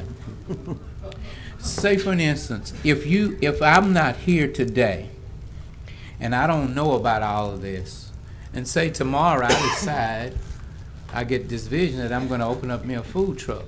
So I just figure that since I can open up me a food truck, then I can just sell food. If I don't know that there's a law or there's a standard, so then I don't know. And then the next thing, what if, say for instance, I got a license, but say Sunday morning, I'm over on Bethel Street, and then the person that operates the food truck get a call from me to come over to my church Sunday evening. Will you all be in y'all office on Sunday evening to answer the call? To say whether or not that person can notify you all that, well, the selling over here is slow, But this evening, they having a big deal at the church on Buncombe Road, and I'm gonna move over there. So who will be the person that they will call, or who will be on call for them to notify you, whether it's on Saturdays, whether it's on Sunday? How will they know? Who will they call? And I know I threw a lot of stuff at you, maybe you can answer. No, are you ready for me to answer? Yeah. Okay. The first thing, once we get an ordinance enacted, then we can spread the information of the requirements of the ordinance. We don't have anything that we really have in place. We were advised at one point that Chapter 42 and the UDC were in conflict. So we have not put out any information until we could bring the provisions of those two sections of the ordinance together. Once we get that done, then we will, through all of the means that are available to us, get the information out that the city of Shreveport has a food truck, food trailer ordinance that's in place, and these are the requirements that are associated with that ordinance. In reference to your Sunday evening call, probably nobody, I'm almost certain that nobody would be in the office to call, but as with most things, in the event that someone wants to move, they can notify us first thing Monday morning, if you allow that process to remain in the ordinance. Okay, so you say you all don't have any information. I don't know if you know about this. I just got this, and it has all of the guidelines on it. So can we? These are proposed guidelines. Yeah, so Yes. so as we propose, do you think we can kind of put this out to the general public to say, this is what we're proposing? Like, for instance, we got legislation up now that says about sagging pants. Before we do whatever, because me, I'm satisfied with the whole deal except for I gotta call you when I move my truck, because like I say, if I don't have to call you until Monday, then why not just wait until Friday, wait until next week? But just like we have this, I think this ought to be given to the general public, or the folk that are concerned about a food truck, to say, these are some things that we are proposing to do. Let them have some input. Let them say, well, this will be bad on my business if I have to do this. And then once we talk to those people, then we can come up with something that we can live with, they can live with, and they can make some money and help the city to make some tax money so that we can get out of the jam that we're in. That would be my proposal. Thank you, Mr. Chair. So that was not a question. Would you like a response? If it's to notify the people and bring them in. And we conducted the MPC, as you well know, any time that the MPC board is proposing legislation to the council, we conduct a public hearing. We go through notifications to let everyone know that these proposals are coming before the MPC. But if you're desiring us to go even further, we're more than willing to do whatever is necessary to get the word out. We just need to know what we are about to happen, or if you're gonna, whatever you do today, we will go forth from that point. What I'm saying is, I'd just like to get the word out to these people that if you have not registered your truck, then you're operating illegally. We can do that. And then once they understand and know that, and then we say to them, this is how you'll have to operate, then we go from there. Here again, I'm just against the calling every time I move my truck. And I understand that. That's the only problem that I have. You know, we sort of support that, but we respect your Yes, sir, opposition to and I it, so- appreciate it. Other than that, I'm good with everything else. It's just a matter of notifying them that you're operating illegally. We need your tax money so we can get out of debt. Mr. Chairman. I don't think that would. We've said this before, but I want to be sure that the council understands this. We cannot amend this ordinance the way we would amend a budget ordinance Right. or other ordinances of the city. This UDC text amendment, the only thing you can do is you can approve it with modifications, or you can deny it, the whole thing. But you can't send it back to the MPC and ask them to reconsider it. So if you don't like any part of this ordinance, the only practical thing to do is to send it back to the MPC and ask them to reconsider it. So I just want to be sure that council members understand that you can't amend it the way we normally do. Mr. Clark, if we send this back to you, would you all recalculate and help us out? I think if you send it back, from what I'm hearing, Councilman Green, in all due respect, that we would start over with the ordinance, but more importantly, we would start over with getting the word out to the general public. Yes. That's part of what we're trying to do with the MPC, with the neighborhood and community planning initiatives, better reach the different communities and neighborhoods around the city to advise them of these type things. And that's going to be helpful to do. One of the things that you were talking about is making sure we solicit the input from the entire holistically populated city of Shreveport and not just a small segment of persons that are submitting comments. Yes, sir.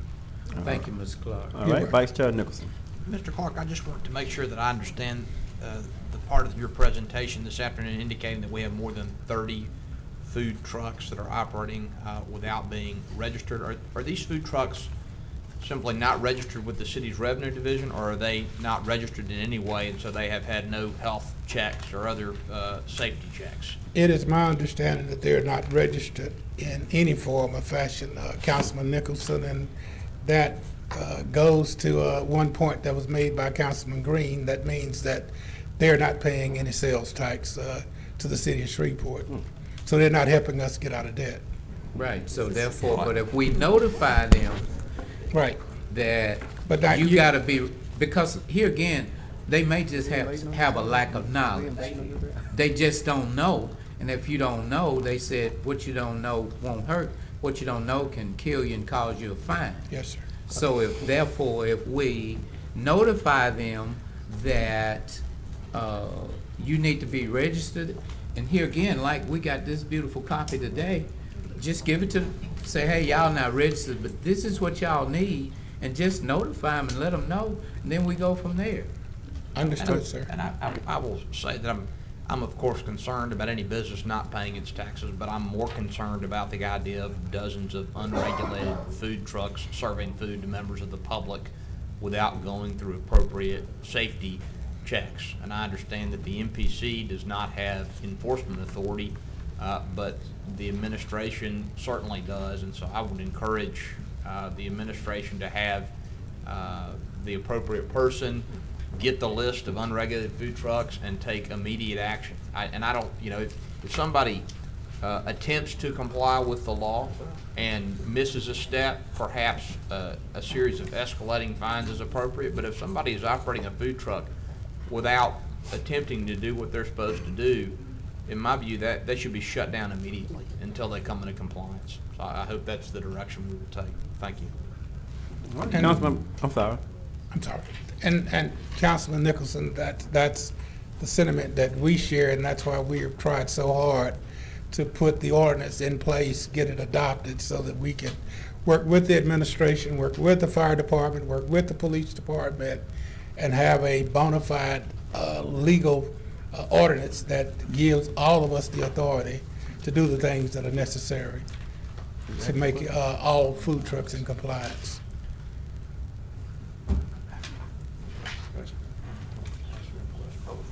Well, here's the question there, and what about them setting up on the vacant parking lot? So it's a question.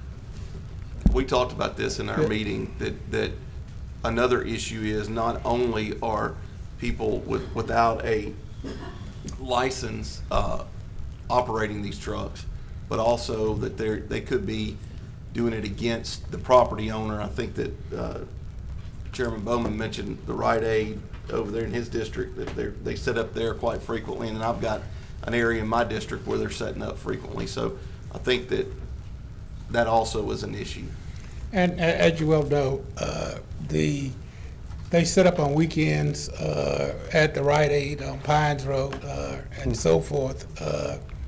But if we pull an ordinance together and it is an enforceable ordinance, we can work very closely with Shreveport Police to remedy some of those problems. But right now we have nothing, so we don't call anybody, we don't include anybody in the enforcement process. Okay. Councilman Bradford. Mr. Clark, give me your definition of a food truck.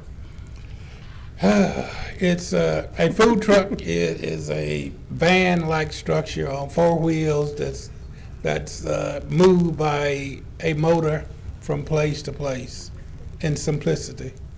So trailer or? Trailer is pulled by a motorized That's a vehicle. food truck as well? Yes. What about private property? And I know Rite Aid and other vacant structures, but like, and my question is derived from the mayor, because I was at an event this weekend, and there was several trailers that was there on the fairground, for instance. Would you regulate that property? The fairgrounds, part of the fairgrounds is owned by the Fair Commission, and part is owned by the city of Shreveport. They would be exempted all. Yeah, I mean, I would think that, because, when the fair comes, they're gonna have their own food trucks. And I'm gonna sort of concur that maybe you need to look at this again. In regards to liability, if somebody gets sick, Councilman Nicholson, he alluded to,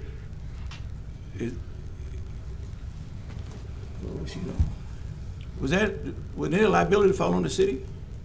He not the back of one of these.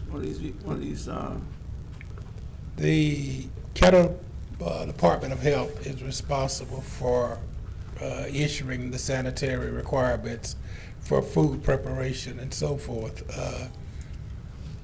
That is, again, the reason that we're working to pull together a comprehensive ordinance that would be inclusive of all of these persons, because you would not be able to get a temporary use permit if you did not have a Caddo Parish Health permit. You would not be able to get a temporary use permit if you did not have an occupational license. You would not be able to get a temporary use permit if you were not registered with the Caddo Parish Sales Use Tax Office. That's the only reason that we are trying to enact a comprehensive food truck ordinance to ensure that all of these things are addressed. And they have been addressed in the past. I've been around for a little while. At one point, the Sales Use Tax Commission pulled all of the different entities of parish and city government together, and we united in regulating itinerant vendors, making sure that they had all of the things that we're talking about, and it worked. Okay. No, I applaud the efforts, and I think we got to get a handle on it, because as I appreciate it, it appears that the food trucks and those type of vendors are increasing all the time, all over. So I think there's a lot of areas that we hadn't even considered that need to be put into the equation on when we start to talk about regulating these vehicles and these establishments. And whatever you do today, we will go back and do everything that's necessary in order to get this back to you to be enacted into law. Okay. Thank you. Thank you, Mr. Chairman. All right. Councilman Fleury. Councilman Bradford, those hot tamales sold out of the back end of the trunk of a car, did he say that was a food vendor? He said it was on 4 wheels, I guess so.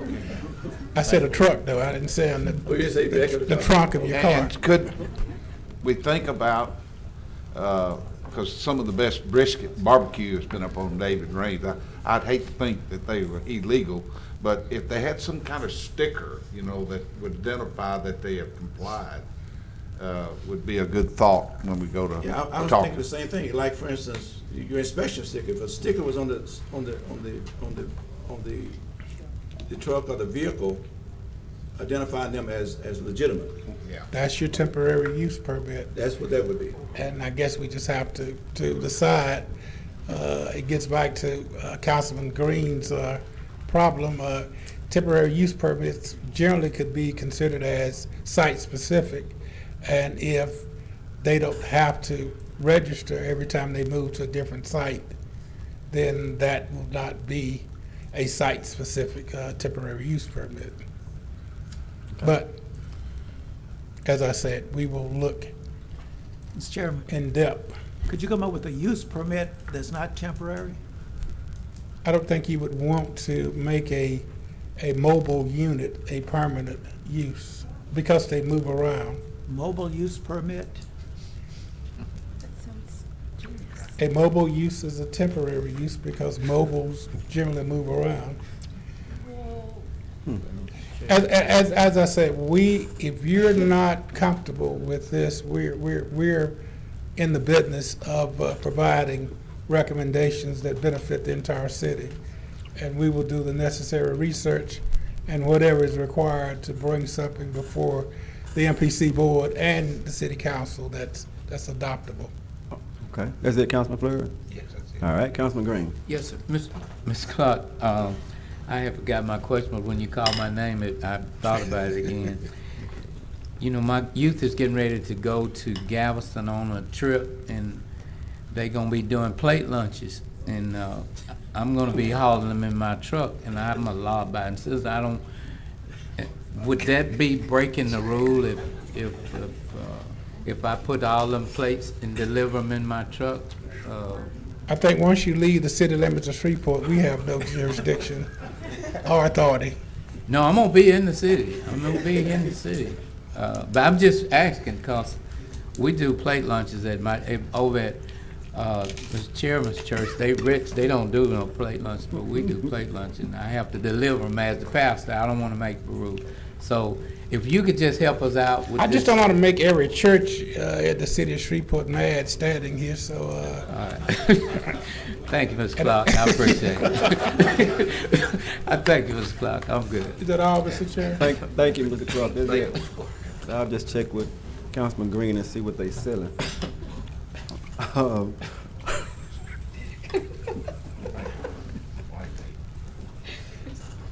Did we, I know where we at now, but do we need to get, Mr. Eubanks to come up now? Is that okay? Okay.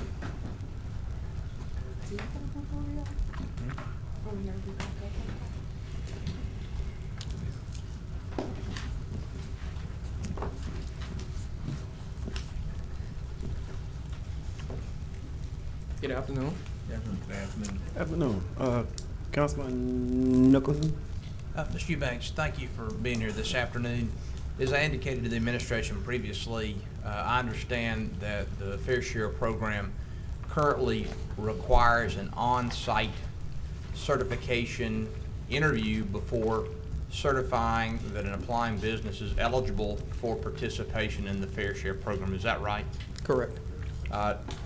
The fact sheet associated with this proposed ordinance indicates that perhaps that rule is not being followed in practice. Is that also true? I can't speak to if it's being followed or not because that's prior to my taking this capacity. But the way I see it going forward, in 2019, you can have an effective business without requiring a site. So, I mean, essentially. Well, firstly, I want to understand whether you, you're the director of Fair Share for the city? Yes, sir. Whether you are aware that the city is presently disregarding an existing ordinance and certifying Fair Share businesses. I haven't certified anyone yet. I've been holding other certifications for this. So there have been no certifications since you took over in your new position? I could think of.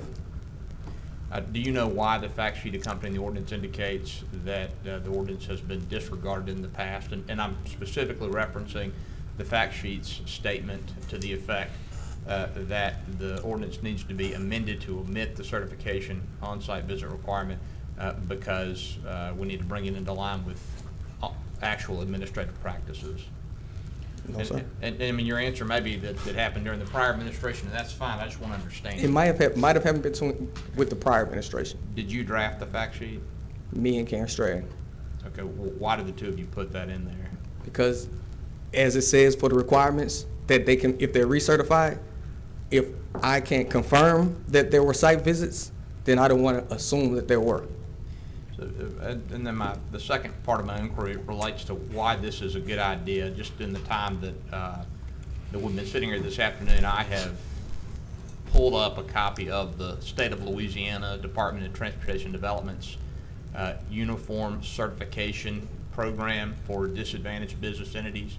This is the process that is followed for certifying disadvantaged business entities in hundreds of organizations throughout the state. Well, excuse me, more than 100, may not be hundreds, including the downtown airport in Shreveport and our main airport and the city of Shreveport. So DOTD work to be certified as a disadvantaged business entity, according to the document that I'm looking at. An on-site visit is required. All principal owners of the applicant firm have to be interviewed, and on-site reviews have to be described in a summary report.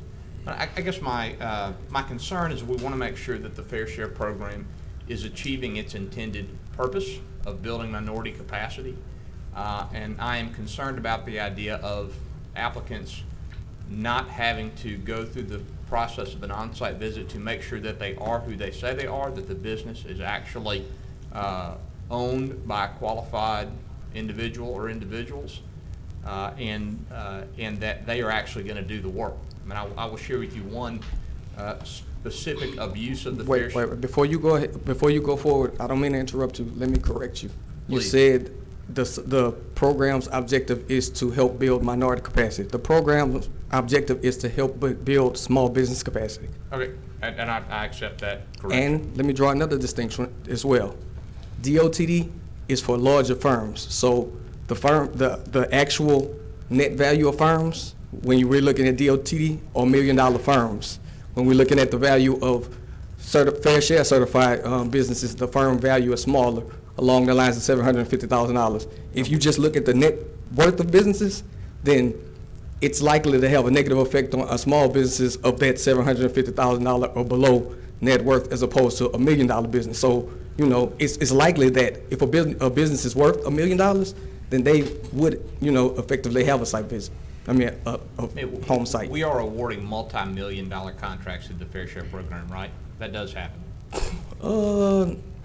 It's possible, but does it not? I mean, I'm happy to be corrected. No, I mean, if I'm mistaken. No, I mean, there is, what's come across my desk, the largest, 100% pure contract. I mean, there's subcontractors on a lot of bigger contracts, but there has been no 100% pure DB contract that's been over like maybe $50,000 or something. Yeah, we are awarding multi-million-dollar contracts to firms that are involved in the Fair Share program, or is that not true? Yeah, that's accurate. That yeah, is you true. can say that. Okay, so, involved. the Fair Share program and the status it confers on disadvantaged businesses is a substantial benefit. I mean, it is beneficial to an applicant to be certified and to be qualified as Fair Share eligible, right? Exactly. I mean, that helps you get business with the city that you might not otherwise get, right? Exactly. Okay, so my concern is that eliminating the requirement of an on-site visit is inconsistent with our collective goal of making sure that the program is benefiting the persons and the entities we intended to benefit. And now I want to share with you a specific abuse that was described to me during the course of my campaign. I was told that there have been occasions in the past, and I'm not aware that this has happened during the present administration. I'm not suggesting that it has, where a shell company would be qualified as a DBE, would be awarded a contract, would have no equipment and no employees and would do no work, and then would sub that contract out and take, say, 20% off the top. I don't have specific evidence of that happening, but that is the kind of abuse that I think on-site visits would help us avoid, and so that is why I raised the question today. Thank you. I mean, you raise legitimate issues, but realistically, on-site visits they do nothing but add, cause damage to smaller businesses. Let's say it's a company that provides a service. What happens if it's a painting company, or it's a lawn service, or it's even a cleaning service? You don't need an effective site to run an effective company that provides those services. So as you stated earlier, it's the objective of the program is to help small businesses. So do we want to add those extra restrictions and prevent individuals who provide those type of services? Because I could have a cleaning service work out of my home. I could also provide a painting service, or I could even have a truck hauling service, have one hauling truck.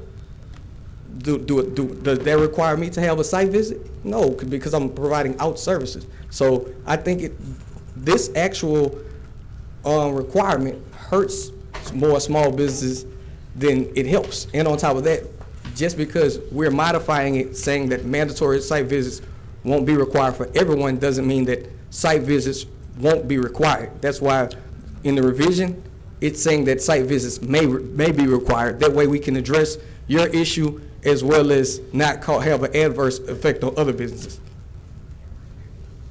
Okay. Councilwoman Fuller? Thank you, Chair. Mr. Eubanks, I appreciate that last statement you made, that while we're saying they won't be mandatory, they may still be a part of this. Because I'm curious about what records you used to make your assessment that this wasn't something that was being done prior to your taking the office. Like, you were left no records of your predecessor doing site visits? Because I went to a few different presentations where one of the things that was brought up was that if your office is your house, I'm not worried about the rest of your house. You just make sure that your office is clean, because I'm coming to see where you're doing your work. Because even if it's your house, that is your site. I have some records, but again, I don't want to rely on my predecessor's work because I can't verify whether that is in fact a site visit or whether that in fact was a picture of I don't know what. Well, that says a lot, because when we talk about records in public, those are public records, and I should be able to do a PRR right now to pull anything that came up in the last several years, depending on the retention schedule. And I agree, but if I, representing this administration, am held liable for it, then I want to be held liable and accountable for work that I've provided. That way I can stand behind it confidently. Councilwoman Fuller, can I interject really quick? I agree with you 100%, and that is actually a huge problem with the transitioning of government here. That was one of the reasons why, we put in place transition teams. There is no forcing function whatsoever from the previous administration to give us any documentation. That's the important You part can right literally there. burn documents before the new administration walks in, and we can't do anything about it. That's what I was wondering about. I appreciate that, Mayor. Because you're right, if you don't have anything you can make that assessment from, then we're starting over from scratch. But can you just tell me why you feel more comfortable moving forward with a possible site visit rather than a consistent mandatory site visit? Is it just a matter of time constraints? It would be a time constraint. On top of that, there is no quantifiable figure when an entity comes and gets a packet or they download a packet. Small businesses already have enough hurdles, and realistically, we can't measure who's on the brink of quitting. If they've already been through enough hurdles, they had to pay Secretary of State to get their company's name, and they had to pay for an occupation license, and then they get the packet already discouraged or may not, and read, okay, I have to have a mandatory site. There's no quantifiable number we have that exists to say how many took the packet, saw that they had to have a site, and just threw it away. All right, tell me this, Mr. Eubanks, and I'm gonna leave you alone so we can get to our ice cream, because that's important. I don't want these folks sitting there with their check and we didn't spend any money, right? Right. With their truck out there. Is there another fail-safe within your policies that keeps us from dropping people through the cracks that might be in violation? Absolutely. One, there's a statement on a sworn statement on the first page that you notarize and swear that everything that you state is true. So that alone gives us authority to actually penalize anyone who isn't being transparent. Second, you have to give a list of your work that you've completed, all those contacts, as well as list your equipment. From there, if you're a prime, obviously when you submit a proposal, you have to list all your equipment in there and work completed again. And if you're a sub, when you're called to get a quote, they ask you what equipment you have there as well. So you get paid upon service being rendered. So if you can't complete the service, it serves no benefit because you're not going to get advance payment anyway. Okay, I'm appreciating everything you're saying. Thank you very much. Thanks for being patient with me No about this, because there's two issues for me. One is making sure that we do have the transparency, and that but to the point of not just transparency for transparency's sake, but to be able to say, we are showing you where the quantifiables are toward getting more minority contracts that are valid using these programs. Even though, yes, that what your onus is to build small business capacity, quite a bit of that is for minorities, and we want to make sure that we're doing right by that. The other part is, if we're going to talk about government overreach and cumbersome redundancies on something like a food truck, then we don't need to necessarily have redundancies here either. Okay, thank you. Thank you. All right, Councilman Butcher. Just real quick, Ms. Eubanks, thanks for answering all these questions. It's been extremely helpful for me, at least. How many companies do we have right now on this list? 673. So it would be very problematic for you to go back and verify that data is actually correct. Absolutely. The only thing that I disagree with just a little bit, and not with you by any means, is there are several different type of consulting firms and real estate firms, things like that do business out of their home. And I think that could be, I don't ever want us to to hold the hands of somebody back from being able to do business in a timely manner. But I would like to know that these people actually do have an office in place to eliminate the problems that we were hearing. I heard the same thing that Councilman Nicholson heard on the campaign trail, that there were shell companies that were set up. And for me, that maybe that extra step, I don't know if we need to go back to 600 and some odd and do it, but maybe going forward, a site visit may not be a bad idea. So that's my take on it. I just want to say that if you're doing business in the city of Shreveport, you can have a home office and still be a legitimate business. Okay.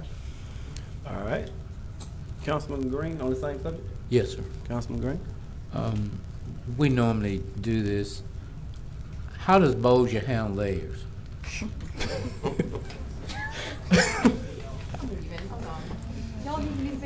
Well, maybe you can't answer. That's all, Mr. Chairman. Thank you. All right. Thank you, Mr. Eubanks. You've been extremely helpful, sir. Thank you all. All right. Mr. Thompson, do we have any table legislation to be removed? Not that I know of, Mr. Chairman. All right. No property standards appeal to be considered today. No other appeals, Mr. Thompson? No other bills. All right. Are there any reports from officers, boards, or committee? All right, seeing none. Mr. Thompson, clerk report. I didn't look.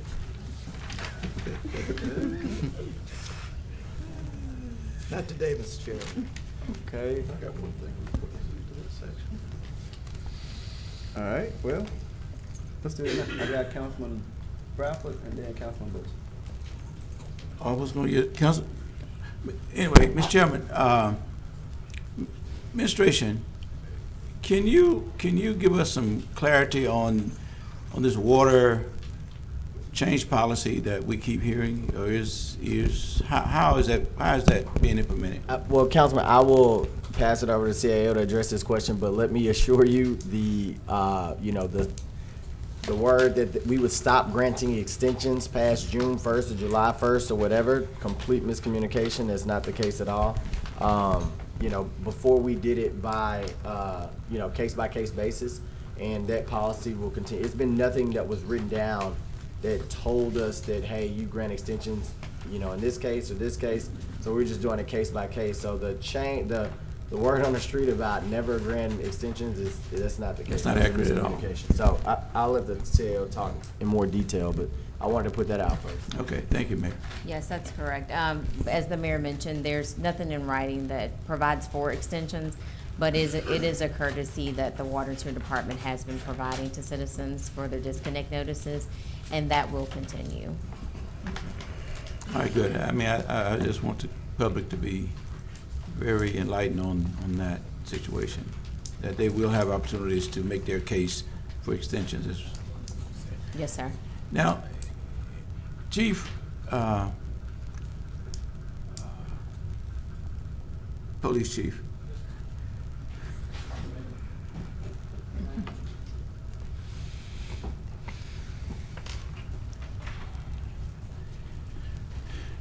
I'm getting some calls, and I'm sure everybody, the other councilmen as well, with the spike in crime, especially violent crimes. Is there any proactive measures that you're taking to try to decrease this situation? Certainly. Well, and a couple of things, if I may. We always have an increase in crime during the summer months. Okay. So you can certainly call it a spike. Well, we have it every year. We are still below last year's violent crime numbers at this time, substantially so, 25% below. Now that doesn't mean all is well, smooth sailing. We have several special operations we've been running. In addition to the supplemental patrol program, we have assigned those officers that work in schools. SRO, DARE programs are now working patrol at least 2 to 3 days of the week, in addition to other duties they have during the summer. We've got special operations running through the weekend, one on Saturday and one on Sunday, to increase the proactive patrolling efforts, areas where we've had large numbers of people gather. For example, Ford Park. Last couple of weekends we've had incidents out there, so we have officers being hired back to supplement our patrol numbers specific to those locations. And we're always open to if we need to increase those numbers or increase the number of operations. But we're paying special attention to those increases in crime, especially violent crime this time of year. And as well as those hot spots that you just mentioned. Correct. Yes, sir. So we got an email regarding Ford Park. Are you looking at? We're hiring back additional resources specifically for Ford Park. Okay. We run what is known as what we've always called the cruising operation now, historically, over a decade that I can remember. On Sundays, starting around spring break, generally through early summer, you have a group of individuals, generally younger adults, older teenagers, that cruise around in their vehicles, play loud music, which in and of itself is fine. But unfortunately, it does lead to increased violence in some cases. You have fights, shootings, a lot of traffic complaints, etc. So we've always had a contingency of officers working overtime on Sunday evenings, focusing their efforts on what we call the cruisers. Ford Park, Greenwood, Juella, Clyde Fant Parkway, the Raceway on Hearn. There's about 6 locations that we know that you move this large group. When I say a large group, several hundred vehicles, possibly up to 1,000 people, and they'll go from one particular area and kind of move somewhere else. And so we try to warn when possible, ticket if needed, impound cars that meet the requirements, no insurance and multiple traffic violations, things like that. For whatever reason, this summer, we've mainly been having problems at Ford Park, and the other areas have not been so much of a concern. So we're going to take the officers that have been looking at all those locations and have them assigned basically to Ford Park until we can get some calmness about it. Okay, I appreciate that, and I trust that we'll see some response to your efforts. The incident that happened downtown Saturday night, I know you can't come in on a lot, but have that suspect been found? At the bar? Yes. No, sir. I was given a briefing shortly before coming here. They do have, the detective worked all night on and all day. They've got some good leads, but arrests have not been made. Okay. Is there any preventive measures you can take in regards to a situation like that? I mean, there is downtown patrolling already, I'm sure. There are downtown patrol, and this does not appear to be a case of does not appear to be a random violence. Okay. So there was an incident that possibly occurred that led to this violence. It wasn't someone just walked out of a bar and was shot. Okay. All right. Thank you, Chief. Thank you, Chief Raymond. Councilman Butcher. Just real quick, we talk a lot about water and sewage and the issues that we have in that department. I want to thank the mayor's office and Ms. Featherston for, over the weekend, there was a large sewer main that ruptured behind a largely populated area in my district. And I think that there was a young man that found it because it was somewhat isolated from what I've been told. And I think that the mayor's office and Ms. Featherston and her crew and some contractors worked around the clock to get that taken care of. And I think sometimes we forget how much we're dependent upon departments like this in the city. But whenever you have an emergency like this, which really was an environmental emergency, and it happens all over the city, I just want to tell her thank you for getting this taken care of in a quick manner. And hopefully with our aging infrastructure, this bond committee will be able to maybe take care of some of these issues. So thank you. Councilman Boucher, let me respond to you really quick about that, and I'm glad you brought this up. We had a staff meeting this morning where Ms. Featherston brought up the fact that we are spending a significant amount of money this year because of the weather. What was the, Barbara, can you come up for a moment? What was the figure? Was it 200 million we're expected to spend unexpected, or 2 million, 3 million? I've added way too many zeros. Sorry. Not 200. It wasn't 200. A lot of numbers. Yeah, a lot of money. A lot of So before she gives that figure, though, what I want to emphasize is this year we got a year's worth of rain in about the first 4 months of this year. It's shifting our ground a lot. So pipes that are actually pretty new and in perfect shape are bursting because of the shifts in our soil, and it's ballooning. Costs. What we're doing from the mayor's office, we've written notes to our legislators encouraging them that we need state and federal assistance. If we get a letter from council at your next infrastructure committee meeting, with y'all encouraging the same, I'm gonna reach out to the Caddo Commission.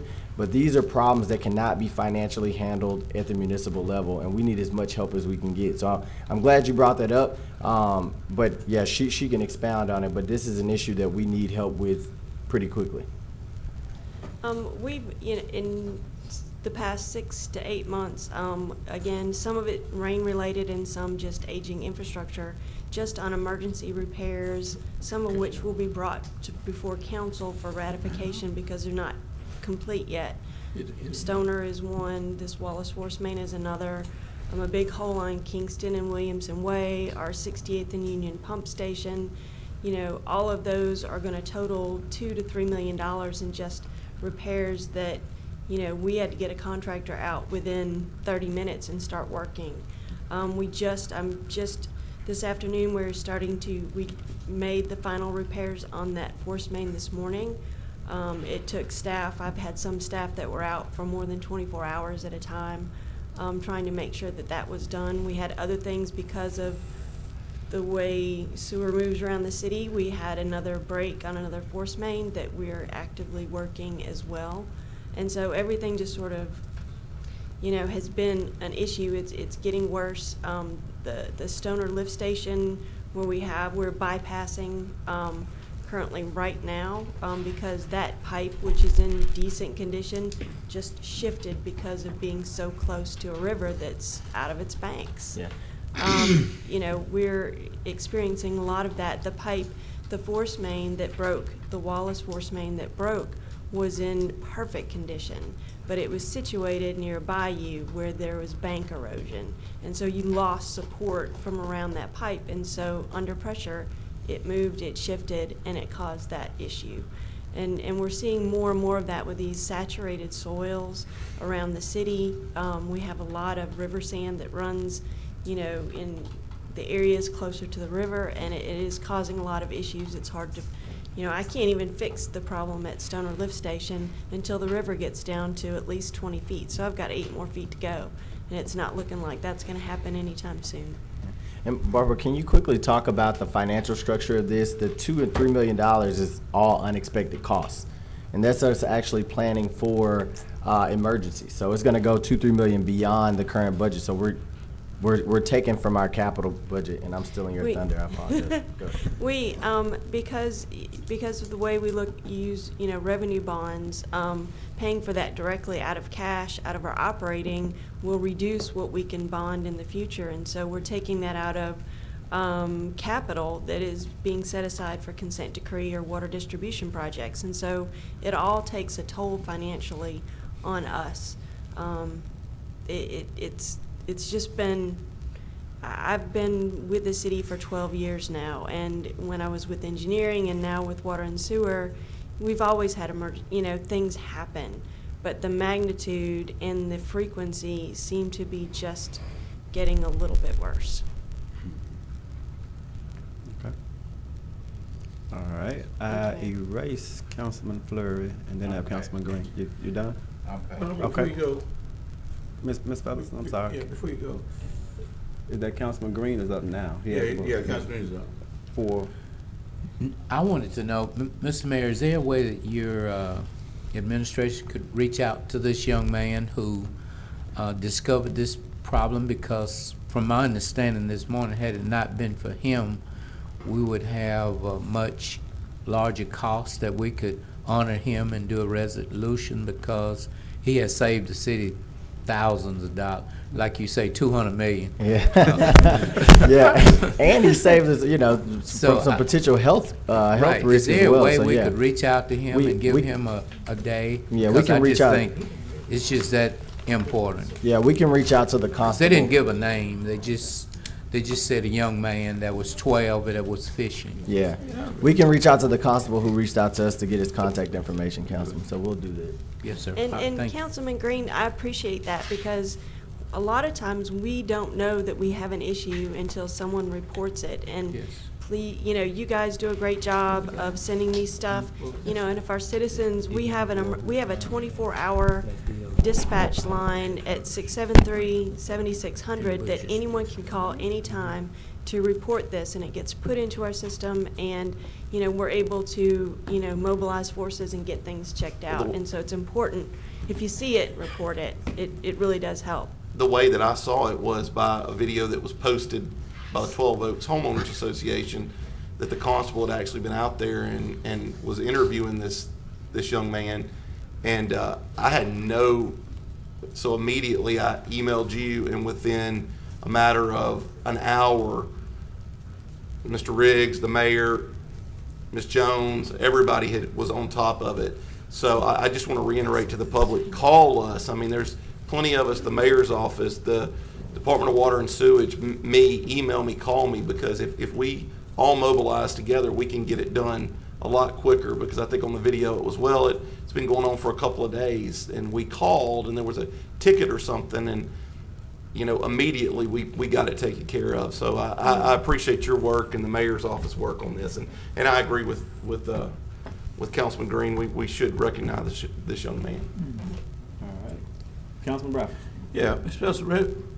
I got a text while I was here that is there a breach? Are you aware of a breach in the main lines around South Lake Shore, Willow Point, Willow Ridge area? A breach, not that I'm What aware. is off for? I'm not aware of it. I get my staff send out emails to myself as well as the fire department when it's an 8-inch main or larger, because we have fire hydrants. So if it's not, I don't know that I've seen anything yet. But check on it, because I got Yeah. I got a text that the water was off around Willow Ridge area. Willow Ridge, okay, yes, sir. I'll check on Okay. that, and I'll let you know. Ms. Featherston, also, Yes, sir. thank you so much. People on corner of Crosby and Miles Street, they really appreciate you all finding that leak, and we're home Sometimes for it. it's people get a little frustrated, but again, with the weather, Yes. it's hard to find a leak when the ground is already wet and saturated and water is running off, and we are able to catch a lot more during the summer when it's a little more obvious. We don't want to just start digging things up and making things worse when there's really nothing there, and there's a good portion of the city where we have a lot of natural springs, and you know, we get those calls all the time. Yes, ma'am. Well, Miss Ruby Small and all the folk over Good there deal. said thank you very much. Oh, you're welcome, sir. Yes. All right, I think that's it. I just want to let everybody know that on Mr. Muhammad earlier, I did speak to him and several others about the public comment section. And I may be asking, I asked some already about your feelings toward an amendment to maybe adding more time to those who have a subject or an agenda item, more than one agenda item that they want to speak to. I think that after coming, you know, you may leave work early, trying to get downtown to find your parking spot, and you get in here, you're frustrated, and you got more than one thing you want to talk about or discuss, especially if it's an agenda item. I just want you to know, just consider that bring that up for an amendment on tomorrow. Mr. Chair. Councilman Gray. Before we go, I'd like to wish Councilman Willie Bradford's wife happy birthday today. Thank you very much, And, Councilman. Councilman Fleury is going to pay for the dinner wherever they going. Well, thank you, Councilman Fleury.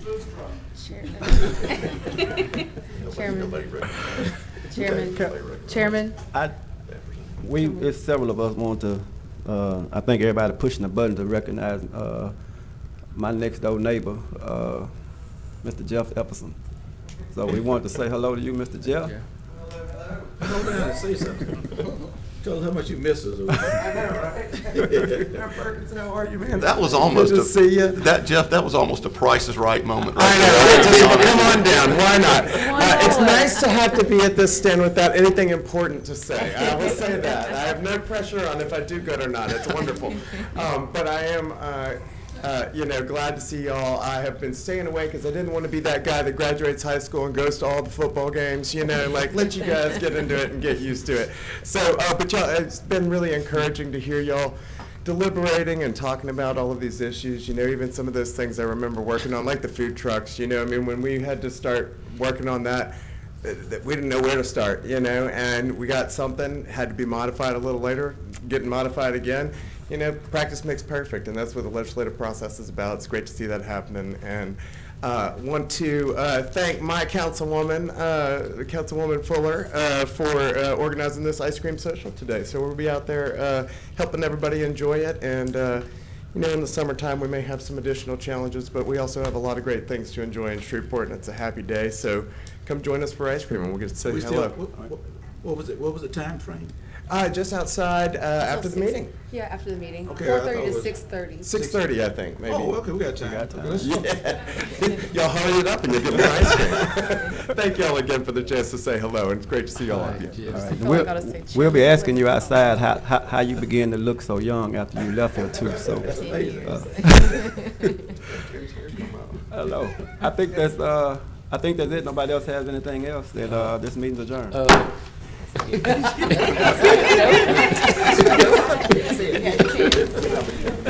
just got quick with that gavel.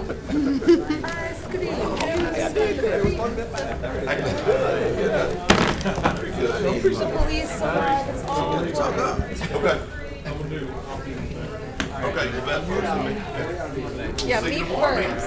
We'll have some I'll organize a social, social.